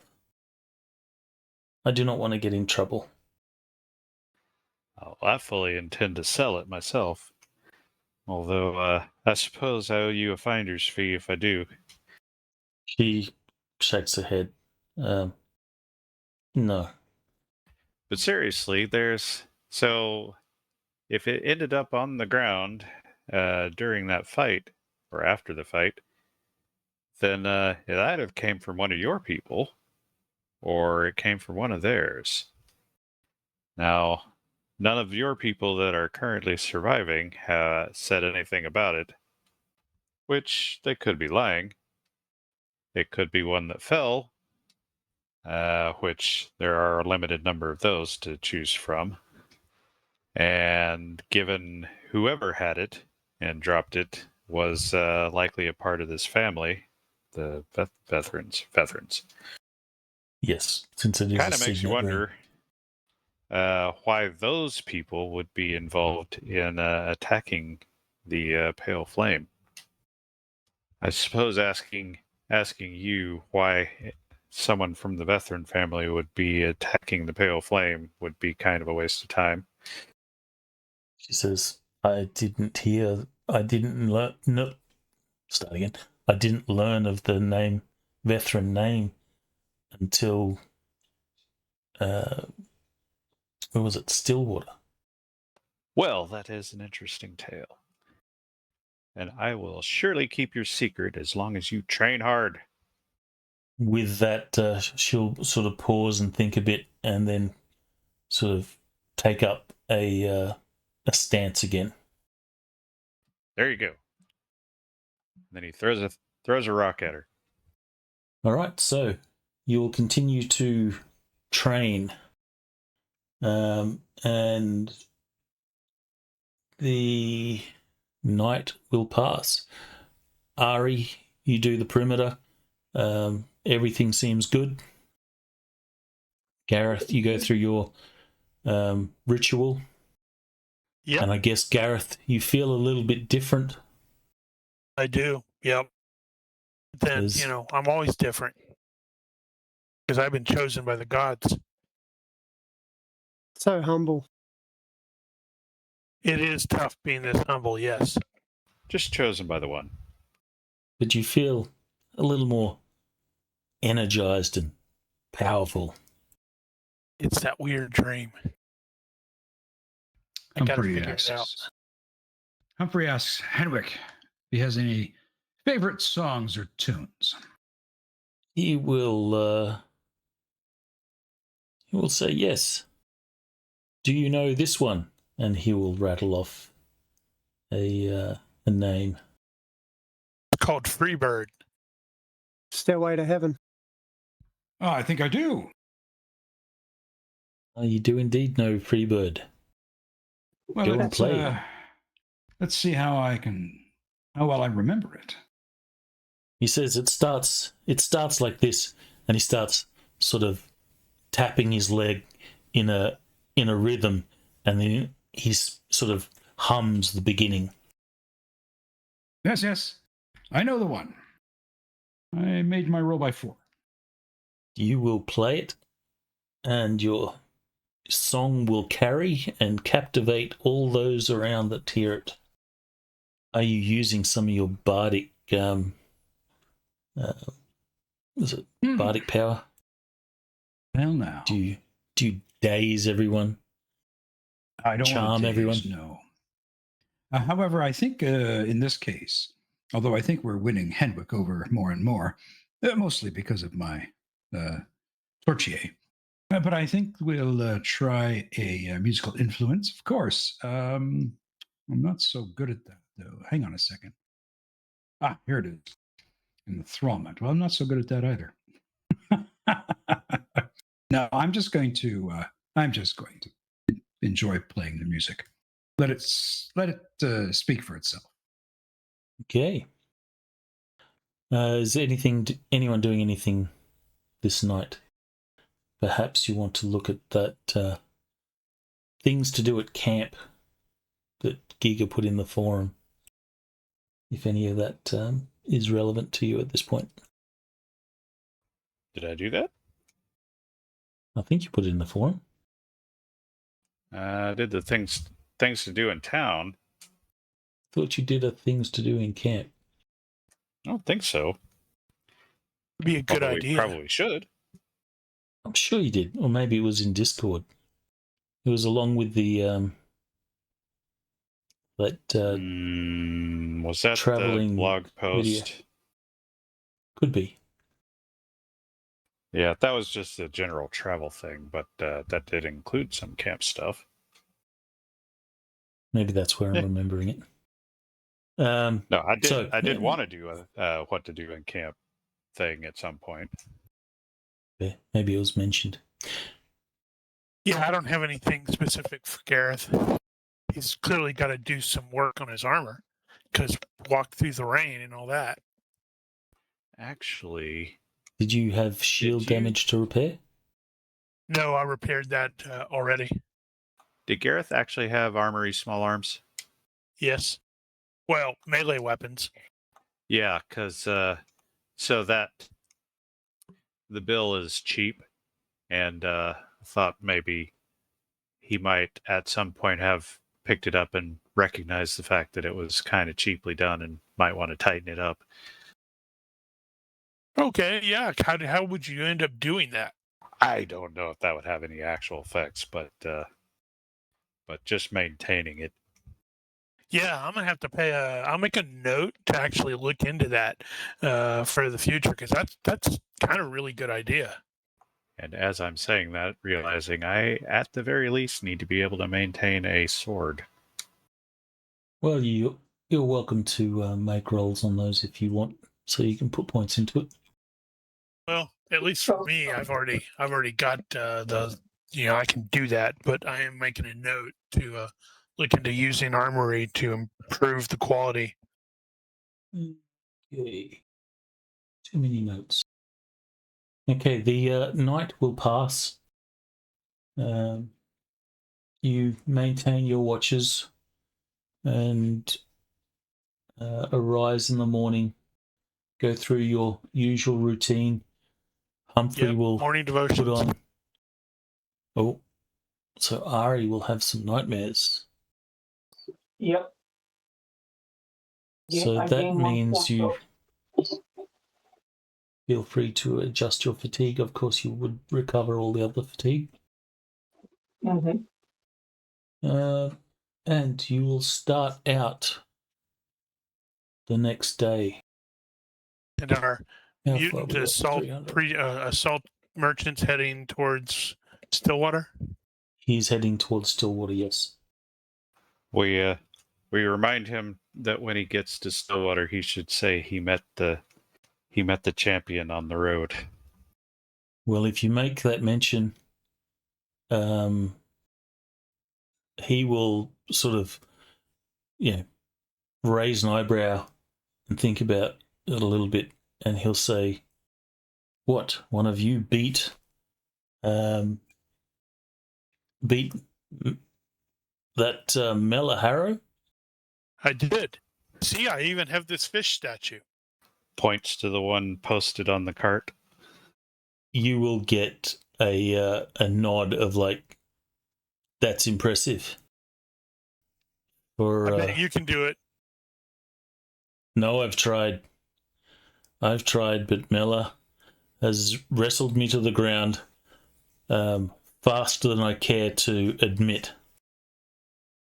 And I am so certain that you were very disappointed about that. He will sort of chuckle a little bit, and he says, "Well, Mela was not so kind to me as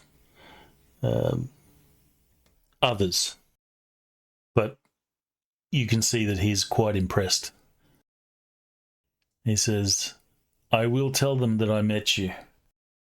I am sure that will get me a round or two of drinks when I reach Stillwater. There you go. Yes, indeed. There you go. Good thinking. And at least I can roast Mela that she lost her title."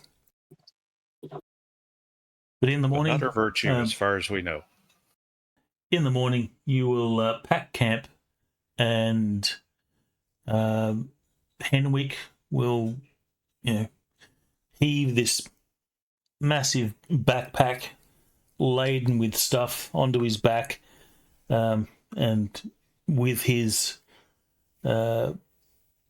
sword still in its scabbard, he uses that as a bit of a walking stick.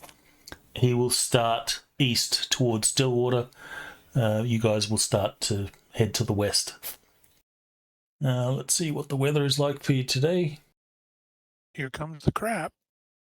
Yep. Great. So it is windy. You have a very cold wind that blows off, wind from the north that blows off the Seven Hammers. That's what the mountain range is called. Seven I'm Hammers. convinced it's not coming off the mountains. It's coming out of that cave. Totally. Mm. So your travel is halved this day.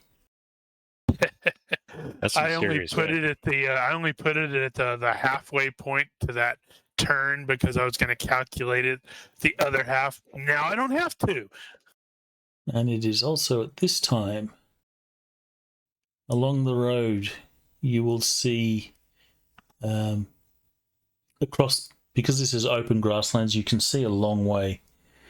So you will see approaching, I guess, Ari, you can make the perception or observation roll. The better the roll, Well, that's bad. So they get quite close before you witness them. But you can see a group of travellers on the road heading east. Has that elf had a stroke?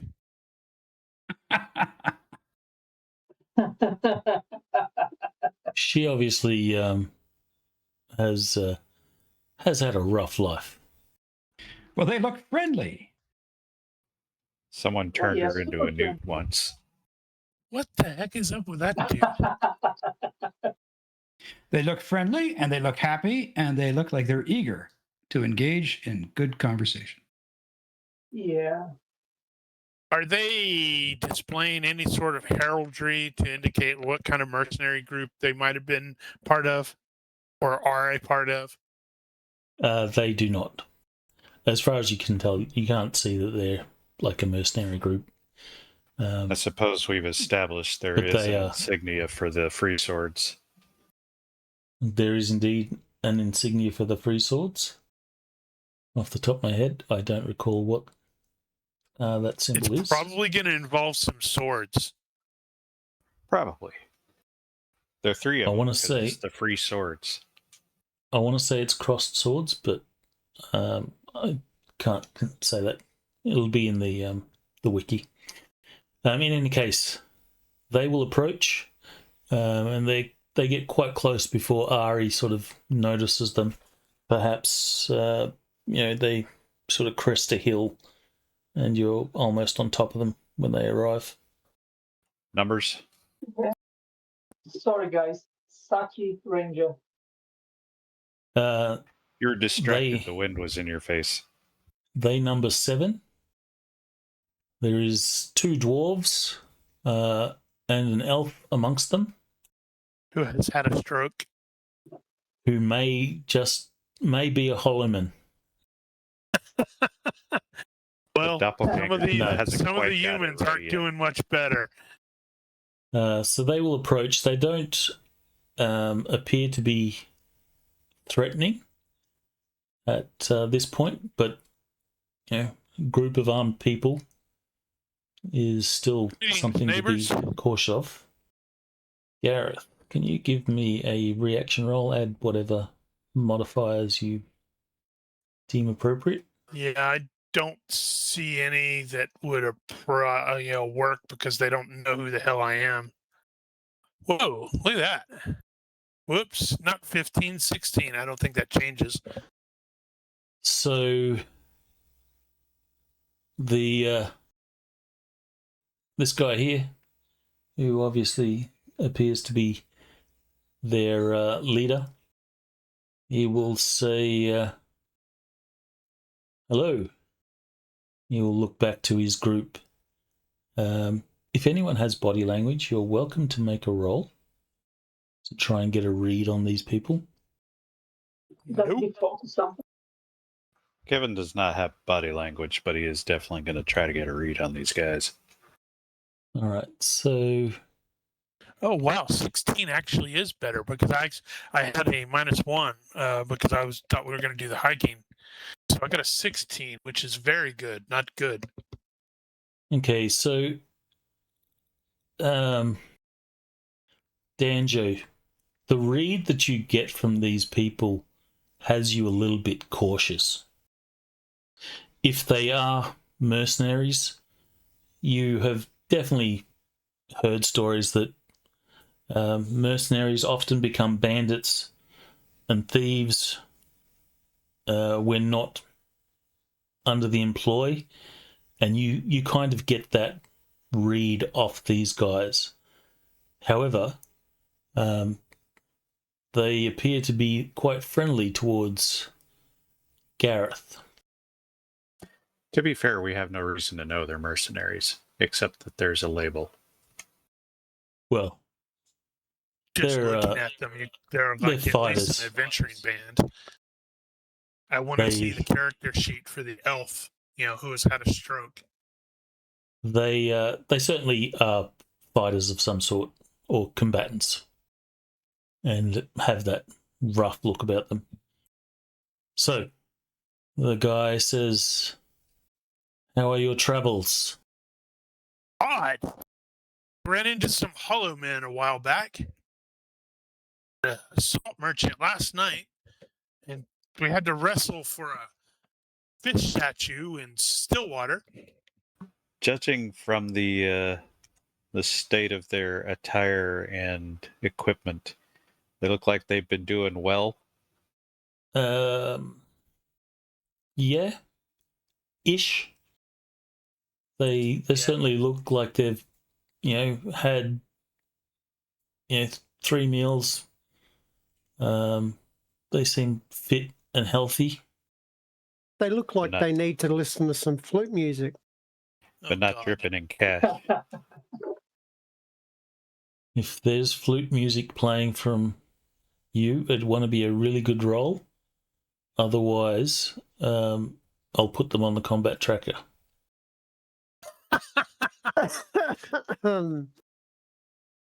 Please play. You fellows I mean, seem to but- be, you know, coming from the west. He will say, Ashford? he will Westwatch? look. He will look back. He says, "Yes, we come from the west. There's nothing at Westwatch. That place has been abandoned. We come from Ashford. Sadly, we have lost our commission and are travelling east. Perhaps we can find some work." And he'll say, "Perhaps we can find some honest work." And he sort of looks back to the rest of the group with a bit of a smirk. That bodes really well. I find there's not much money in honesty. As you can see, we are escorting priests. He looks and says, "Noticed. We're not much of a religious bunch here. Save Mordoveth, take our souls when we die. What business do priests have?" And he sort of looks around and says, "In the West." Priestly business. You know how it is. You often need the priest when the battle's over. Well, that's why we sign our deed with the hilt priests, do we not? Well, I don't know what business you have in Ashford, but if it's any sort of work that you're looking for, you'll find none. And more and more, the Free Swords Company are disbanding members as the coffers of Ashford are apparently running low. I had heard that. And yet We the were- raiders keep striking, yes? They do. We were promised a good season and a year or more's pay, but apparently promises have fallen on deaf ears. So you'll see, you'll also notice, because you're obviously cautious, you'll see that there's some whispering and stuff amongst the others that are sort of there. Not so much from the guy that's doing the talking, but it is making you feel a little bit uncomfortable. Yeah, if anybody else has stuff they want to interject and throw in there to save Gareth, because he's clearly not a social person, feel free to jump in. I'll just shut the fuck up because I think I'm worse than you.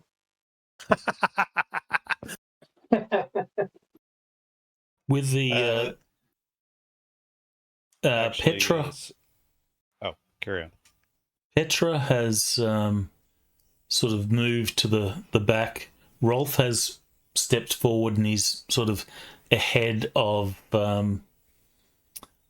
Sister Marin, but she's just staying, not saying anything, just sitting on the horse. Ronnke, could I discreetly look for a vantage point? You don't have a great deal of well, it depends on what you're looking for in a vantage point, but it is sort of grassland, so there's not much immediately around. I was going to say, Well, the terrain pretty much as in the image. Yeah. Yeah, I mean, maybe position myself sideways from them, That's good enough. It also Kevin, occurred, go ahead. I was going to say, it also occurs to me we probably do need to make the hiking checks if this is like midway or at the end of the day or whatever, because that could affect people's current fatigue status. That will affect people's fatigue status, Rigel. Well, we'll do that if it Yeah, I suppose we comes to a didn't do point that that it matters. Kevin's gonna, since I mentioned the free swords, he'll confirm with them. Are you leaving the free swords? Well, he says not by choice, but we're not going to give them our swords if we're not going to get paid for it. Fair enough. That's the life. Yes, unfortunately, like I said, we had promised over a year contract, but that has not eventuated. So Kevin's just going to make a bit of small talk about the companies here, asking if any other merc companies work in the area, or if free swords have a monopoly and who's in charge, that sort of shit. Well, he will say, as far as I know, the Free Swords are the only company that have taken a contract in Westwatch. Sorry, not Westwatch, in the Western Marches. Unfortunately, a fair number have been disbanded. Most have already headed east, and some still linger around Ashford, doing what they can to earn coin. He will say, our group here has decided it's best that we move on. Ashford is a lost cause at this point, unless of course you're bringing a wagon full of gold to help their cause. And he sort of Would chuckles that a it bit. was so. We certainly wouldn't tell them. Alas, no, these are mere survival rations and such for the priestly order here. And quite a number of candles. Running out of ale. The the elf will come up to the guy that's been doing the talking. Will say something quietly, which you sort of can't hear. He'll reply, and then he says, "Well, we best be moving on. We still have a ways to go till we get to Stillwater." Indeed. The road has been mostly clear from there, apart from some bad weather.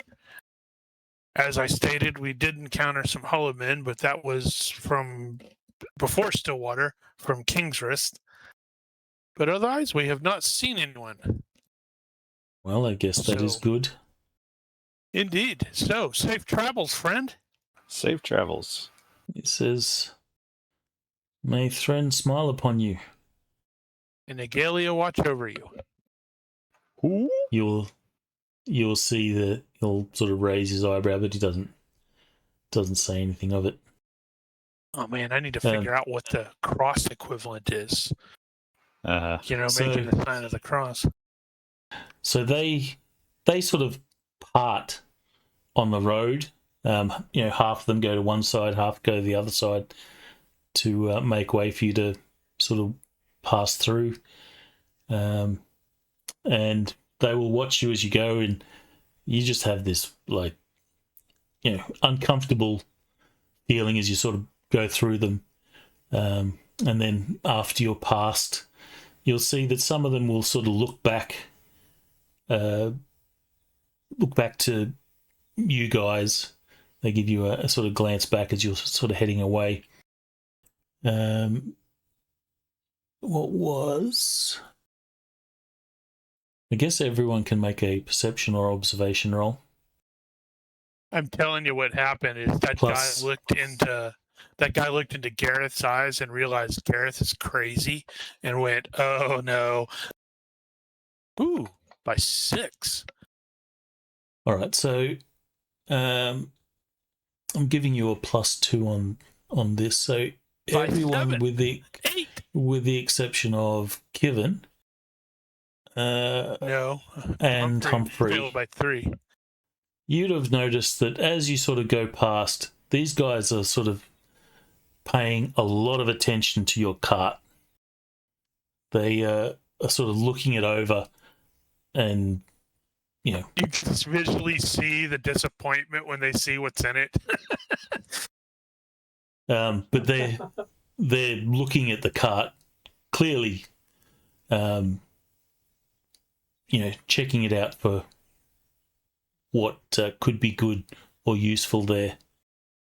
And then you guys go past, and they will sort of re-merge.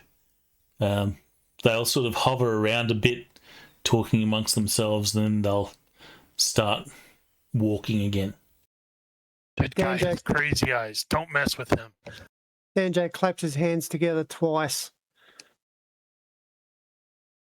and keeps walking. Agalia protects. So do the kami. Rolf will say to Gareth, "I do not trust those men. They have the look of trouble. I think we need to be extra careful in our night's watch." And I do not disagree with that. So you will continue to travel, and then they will sort of disappear behind you guys until they're sort of eventually out of sight. Hey, Ari, would you mind loitering behind us for a bit to keep an eye on them? I was going to say exactly that, Ronnke. If I have the chance, can I use camouflage to kind of hide and see if they're going to come back? You wanted to do it again, didn't you? Be in the mist. Yeah. Okay, do it. Go for it. Wow. Wow. Definitely Oh, time to break out that luck. How about I'll use relying my on? luck. How about relying I'll on the use my ninja luck. too? I'm surprised how many I know. critical fails the session's had. There have been a few. Humphrey has had 3, I think. Or is it 4? I think 3. Okay, so 3, 4. Yeah, wow, it's just crazy. Yeah, and if Danjo wants to loiter behind with Ari as well, that's probably fine. He's nice and sneaky too. And I didn't roll a critical failure. Okay, Wow, so well, if you're loitering behind, it is camouflage that you want to use. Stealth is for when you are actually moving, I believe. Situation depends, but yeah. So did I And hear it there's- earlier correctly, Giger, when Ronnke asked if you had leadership? Kevin does not have the leadership skill. Oh no, he does not. Does anybody else have it? Has what? Sorry, again? Leadership. Yeah, I think No, last not at time we all. looked at that, Gareth was the only one with it, but Holy I cow. don't think we had Humphrey's sheet at the time. So the sort of kind of half-ass leader of the PCs is the crazy person. Excellent. I might buy tactics though. Oh no, I have no tactics. Yeah, I think I'll buy I led bandits, but I couldn't, tactics my way out of a paper bag. That's why he wasn't a good bandit. And why he got Actually, captured. you could give me an IQ roll. Who? Gareth. Given that you have led bandits and 4 such. by 4? That's good. By 4. all right, so you would thinking back to your banditry days, you would think that while there's probably not a lot of value in the cart and stuff that you have, the 2 horses that the group has are certainly will fetch a fair amount of coin, especially considering these guys don't have any horses. They're all on foot. And maybe you did describe the horses when we first saw them as pretty crappy looking horses. They are just riding horses. Yeah, I figured they were like, a season or 2 away from being put down. No, the one pulling the nags. cart is not going to be a riding horse. They're not going to train a riding horse to pull a cart. Yeah. Well, But still. they're the equivalent of a riding horse. They're not like cavalry horses or anything like that. Mm-hmm. No, that means it'd probably be a draft horse for the cart. Yeah. No, it'll be a sumpter. It's a workhorse. It's not necessarily a full-size draft horse. But 2 horses can fetch, a couple of grand. With Yep. some good salesmanship. We'll have to make sure that they don't sneak up on us and attack us at night. So while you guys don't have a great deal of valuable stuff in your cart and so forth, were you a bandit or in your bandit days and pickings were slim, you would certainly consider a prize of a couple of horses and That's some gear and stuff. true, but he would also have to take into account these 4 definite fighting men present, which you'd have to take that into account. So if they are likely to try to get the horses, I would expect them to send Strokiel to try to sneak them out. And also, not that Gareth partook in it, but there's also a couple of totally rapeable women in the party. And that'll get you killed. And Gareth will be the one doing the killing. So there is a degree of risk. Your risk assessment is Definitely doing everybody needs to stay alert. all right. So if you're going to stay back and stay hidden, there's not a great deal of place to hide because it is just it's just grasslands and open plains. So you will need camouflage. So does Danjo have camouflage? Nope. Does camouflage have a default? Yes. Actually, his talent may cover that as well. Of course, that may require certain materials. It's Yes. IQ -4 or survival -2. So if Danjo's going to stay back, you'll need to make one of those rolls. And if you have ninja talent, camouflage, I believe, will add to it. Yeah. What's the default? Wondering how competent we actually appear to folks. What was the default? IQ -4 or survival -2. Yeah, you can just grab it out of the traits, like so. Ronnke, by the way, needless to say, our boy is going to be with his bow ready and a couple of arrows, okay, in his hand. Okay. And with regard to Giger's question about how competent we may appear, 3 of the PCs are weapon masters. I mean, you guys do have some sort of, mojo there. That is possible.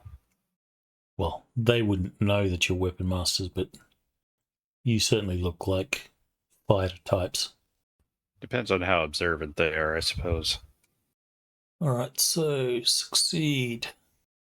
Well, by 0. Well, if this is the Wheel of Time universe, you'd definitely be able to tell that Kevin is a weapon master simply by the way he walks. Yeah. Again, that depends on how observant you are and whether you know that sort of thing. Same with a ninja. No, the way it's frequently described in there is even people who know nothing about the swordplay, they can tell simply by the way the person can walk and move. It's like, wow, that dude looks really, really. It's like he's floating. Meanwhile, I'm just the random amateur. Okay, so Ari and Danjo, you'll take up some cover. You'll cover yourself in some grass, find a nice spot that you can watch, and your party will continue on ahead. And unsurprisingly, there seems to be these travelers on the road that you encountered have decided that maybe they don't want to go to Stillwater and kind of liked Ashford and have started back along the road. They do not appear to be walking very fast. They are lazily walking, certainly trying to keep their distance. So this is when you guys, sneak up and start assassinating them one by one. Do you have a long-range weapon, Daniel? Shuriken. Okay. He has a I'm going flute. to ask. Yes, it makes you want to die. So I'm going to ask. You could use it as a very small blowpipe. Yes, I Yeah. do have a blowpipe, but I don't have poisons. That's actually a really cool thought there, though. Maybe you can turn your flute into a blowpipe, and that's how you disguise it. Yeah, but every time you use it, it's going to make a noise. Kind of like that. Well, so maybe I'm going to ask Daniel to stealthily go and tell people that they're trouble. Get ready. Indeed. Okay, so what you're going to have to do in this situation is you'll have to wait until they pass, because coming out of your cover, it's you're almost in plain sight. So you'll have to wait till they pass some distance, and then you can begin to stealth, and you'll have to do so. Going sort of flanking them by a fair distance. Unfortunately, grasslands and such don't give you a great deal of cover. Well, it looked like there were plenty of hills and crags. I will get a health roll from Danjo. This is because you're going to have to take the long way back. You're going to have to be moving faster than these guys. But you're taking the long way back, going through crags and such. So you're not the most direct route. A health roll will determine the amount of fatigue that you have expended in getting back quicker. Does he have than running? they are. If you have running, you are welcome to roll it. But I don't think he has running. Rarely people take running. No, I end up taking it quite often. I just never use it. All right, in this case, you have succeeded. So, taking the long way back, you will get back to the group. The group will see you approach. And kill you because we didn't see you coming. What's Ari doing? Are you heading back as well, or are you going to stay? Since they are past us, I'm going to keep a optimal distance behind them, trying not to draw attention as well. I mean, I don't know if I can continue being camouflaged, but I'm behind them, trying to prepare for that. You can't continue to be camouflaged, but you can roll stealth. Do I get any bonuses? You need to like take the guys out on the edges one at a time. I'm certain that won't end poorly for you. No, I think absolutely not. I think the way it'd probably work is if you can camouflage yourself well enough, you could potentially have a penalty to them to spot you. And I'm also behind them. That's my main thing. All right, give me I guess a you could do it as stealth roll. assist or something. Flat? Yeah, just flat stealth roll. Oh, success by 0. Fuck. Well, You're keeping your that distance and concealment. You're keeping your distance. Not aware They haven't you're turned. behind them. They haven't turned around to come kill you, so you assume they are unaware of your presence. So, Danjo, Great. you will return to the group. Inform them. As feared. They're coming after us. Everyone kid up. Find somewhere to ambush. Yep. Higher ground, perhaps. Gareth, if you have tactics, you're welcome to, or anyone with Gareth tactics doesn't as have well. Tactics. Anyone with tactics is welcome to roll. Yeah, I'm going to buy tactics next time. This is why he was a bad bandit, because he didn't have tactics. Well, the bandits usually don't have the tactics, I suppose. Well, I guess given the bandits are half the time at least mercenaries, they might have it. Checking. I'm So- not even sure if tactics is an option for holy warriors. Rolf will say they'll not attack us during the day. They'll hit us No. at night That when seems they have the likely. advantage. They want the horses and the women. Rolf will say, well, they'll not get them. If they are on approach, let us feign that our camp is unprotected, and we'll use that as an advantage. Ambush them in their attack. Kevin will volunteer to make camp off the road and stay with the horses and the cart by himself while everybody else hides off. Oof. Does Gareth have soldier? Gareth was not a soldier. He does not. I intentionally did not pick up some of those skills. I mean, I had them, and then I went, wait, that doesn't work for this character. Not with his background. I think Kevin might have soldier. Yeah, Kevin does. Not a lot. All right. He's got it. Kevin can give me a roll on soldier. 8. For some reason, Danjo, you have climbing skill twice. You know, I remember pointing that Do out. too. I was going to offer you some ideas, but with a fail like that, you can suck eggs.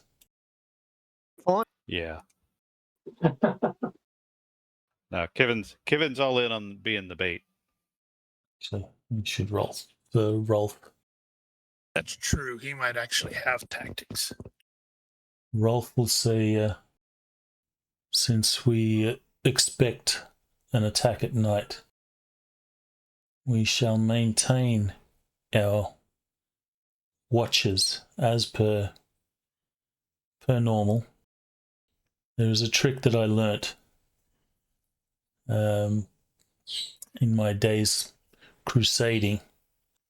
We would fill clothes with straw and place them under our blankets to give the illusion that the camp is asleep while the camp, in actual fact, finds positions of ambush. If they fall for the bluff, they will charge into the camp, will be revealed by the firelight, and will learn all too late that they have stumbled into a trap. But for the trap to work, someone needs to act as bait and be Given an active watch. Someone needs to be moving around the camp. Let's see how Gareth thinks about this plan. He thinks it's a great plan.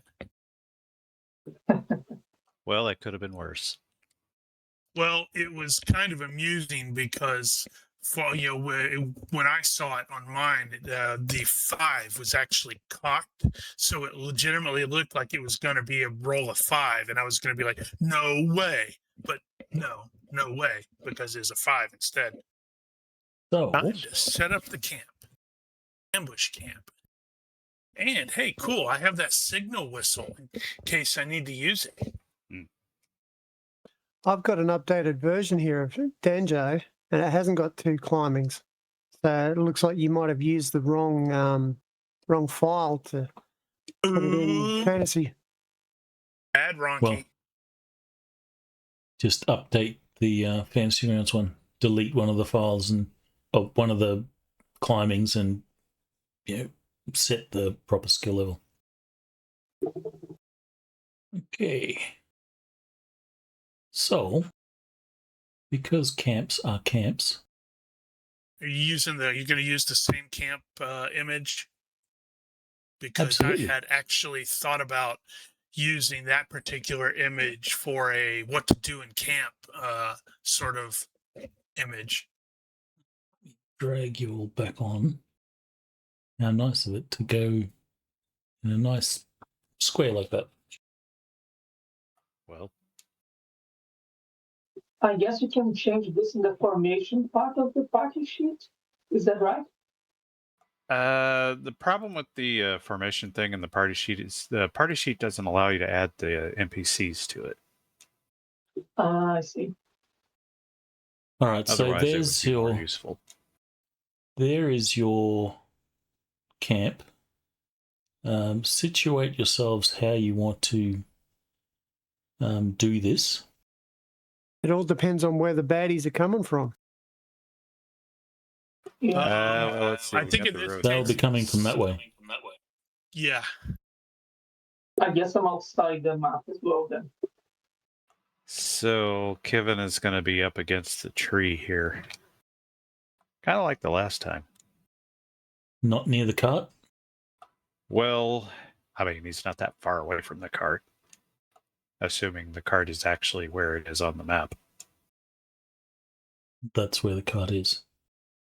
The horse. The requirement is you need to be, the bait needs to be fairly noticeable. You can't be hidden.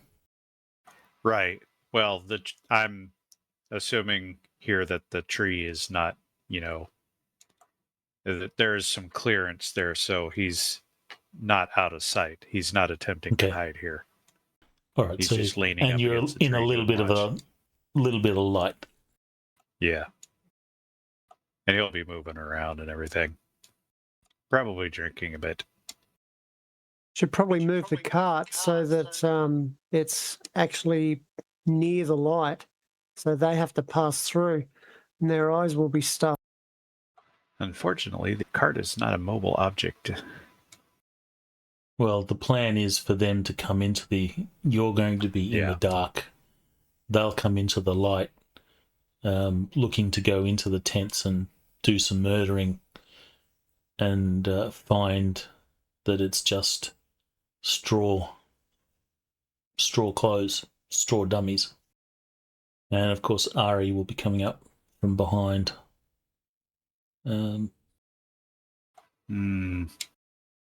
So, where would you like Alric, Sister Marin, and Rolf? Rolf is now fully combat effective. And he's apparently the most tactically sound of us, so he should probably place himself, and quite possibly the other people. I note that Petra doesn't seem to be on there. Oh, there she went. I moved her way up there. Rolf does not want Petra to be engaging in any sort of combat. She's to be hidden at all times. And I guess he will tell Sister Marin, or he'll tell at least Aldrich to be with Petra. Sister Marin can be effective. So, keeping in mind, the bad guys are going to go into the camp. They will be obviously looking to head into the tents and do some murdering. And more than likely, they'll intend to try and take out Kivin. Yeah, see, that's it's kind of a bit of a problem with the plan here, is that they're not going to get into the tents because they're going to engage Kivin first. Well, they they'll either try and snipe him or sneak up on you and slit your throat, so you don't get the opportunity to alert the camp. Well, we'll see. So everyone is happy with your positioning there? Yeah. Sure. Okay, then I shall put them on the map. Are they visible to you? I see them. And they all look the same. Apart from Okay, the elf. not exactly the same. Okay, can I position myself behind them, Ronnke? You can position yourself anywhere you want. I think I'll let you put them first in the map, and then I'll see. Okay, so that's 1, 2, 3, 4, 5, 6, 7. That's their positioning. You can see Ari, you're able to see this archer, which is the elf, is taking up a concealed position behind the trunk of a tree, is obviously intending to probably snipe Kivin. In which case, you need to put her out of her stroke misery. And Exactly. you would have seen this guy here go wide of the camp and is approaching Kivin from the other direction. Okay. Approaching danger. So you would have also noticed that they did a sort of a reconnaissance of the camp prior to sort of setting themselves up. So they scouted ahead, had a look, came back, and then they formulated a plan, and this seems to be the plan that they've come up with, which is, at least from Ari, from your point of view, because the rest of the PCs don't necessarily see them. You figure that the guy to the north is going to sneak up on Kivin and attempt to kill him, while the archer will back him up and attempt to kill Kivin as well. Then the rest will sort of charge in. So that's what you have been able to sort of ascertain. Right. Unfortunately, you're unable to communicate that with the group. Mm-hmm. And Boyo doesn't know where anybody else is hidden. Unless he does. Oh, when I come moving out of here, you're going to know exactly where I am. Are you going to yell sneak attack? I may not yell sneak attack, but I am definitely going to be yelling stuff.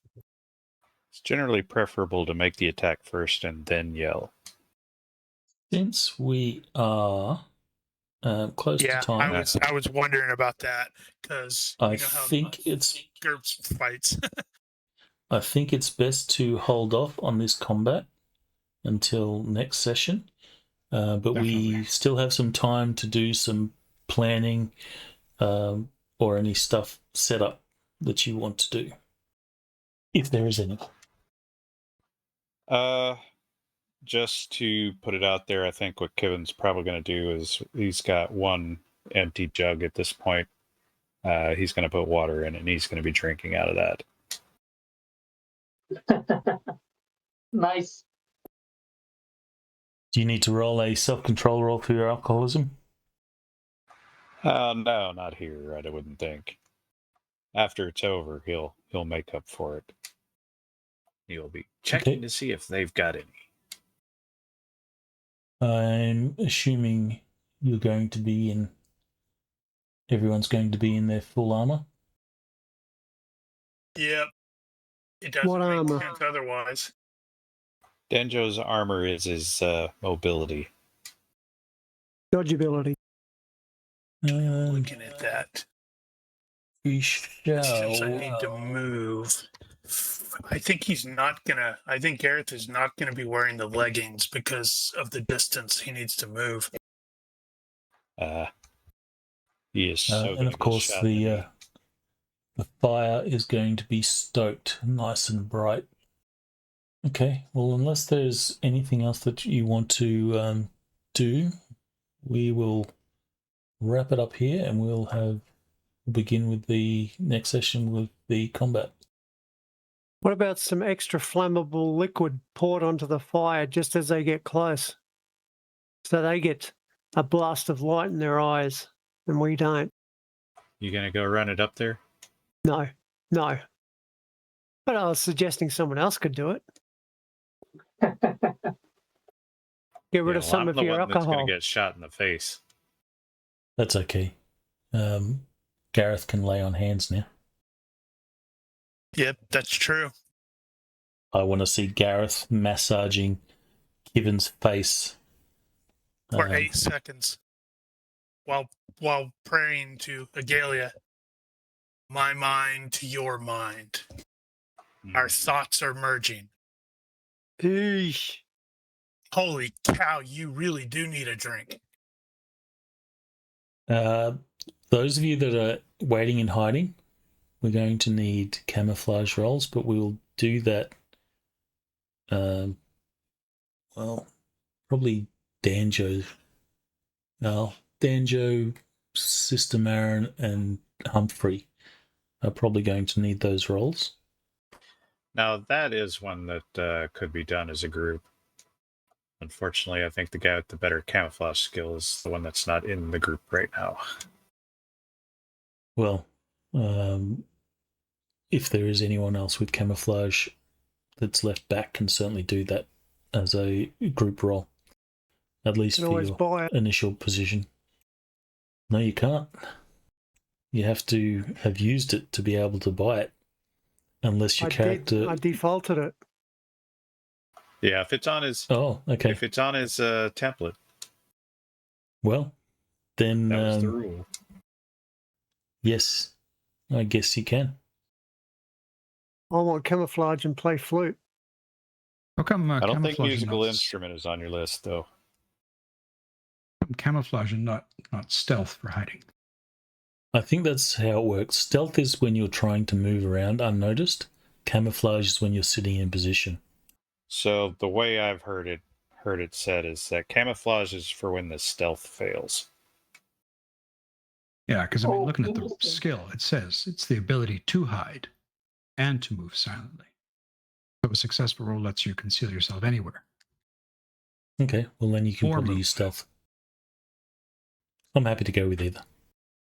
We'll deal with it as a stealth roll, but we'll do that next session so I know the margins of success. But we'll leave it there. Everyone will get 2 points. Yay. Excellent. Yay. 3 more to pick up my holiness talent. Cool. Any character business before we wrap up? Nope, I gotta save mine. not here. All Yeah, right. I do have an idea, but I'd rather spend it next week. Okay. If you are watching this and you have any questions, corrections, suggestions, or general hecklings, feel free to leave a comment here or find us on Discord. Please consider liking and subscribing to our YouTube and Twitch channels. Thank you for watching. Olympus out. See ya. Bye-bye.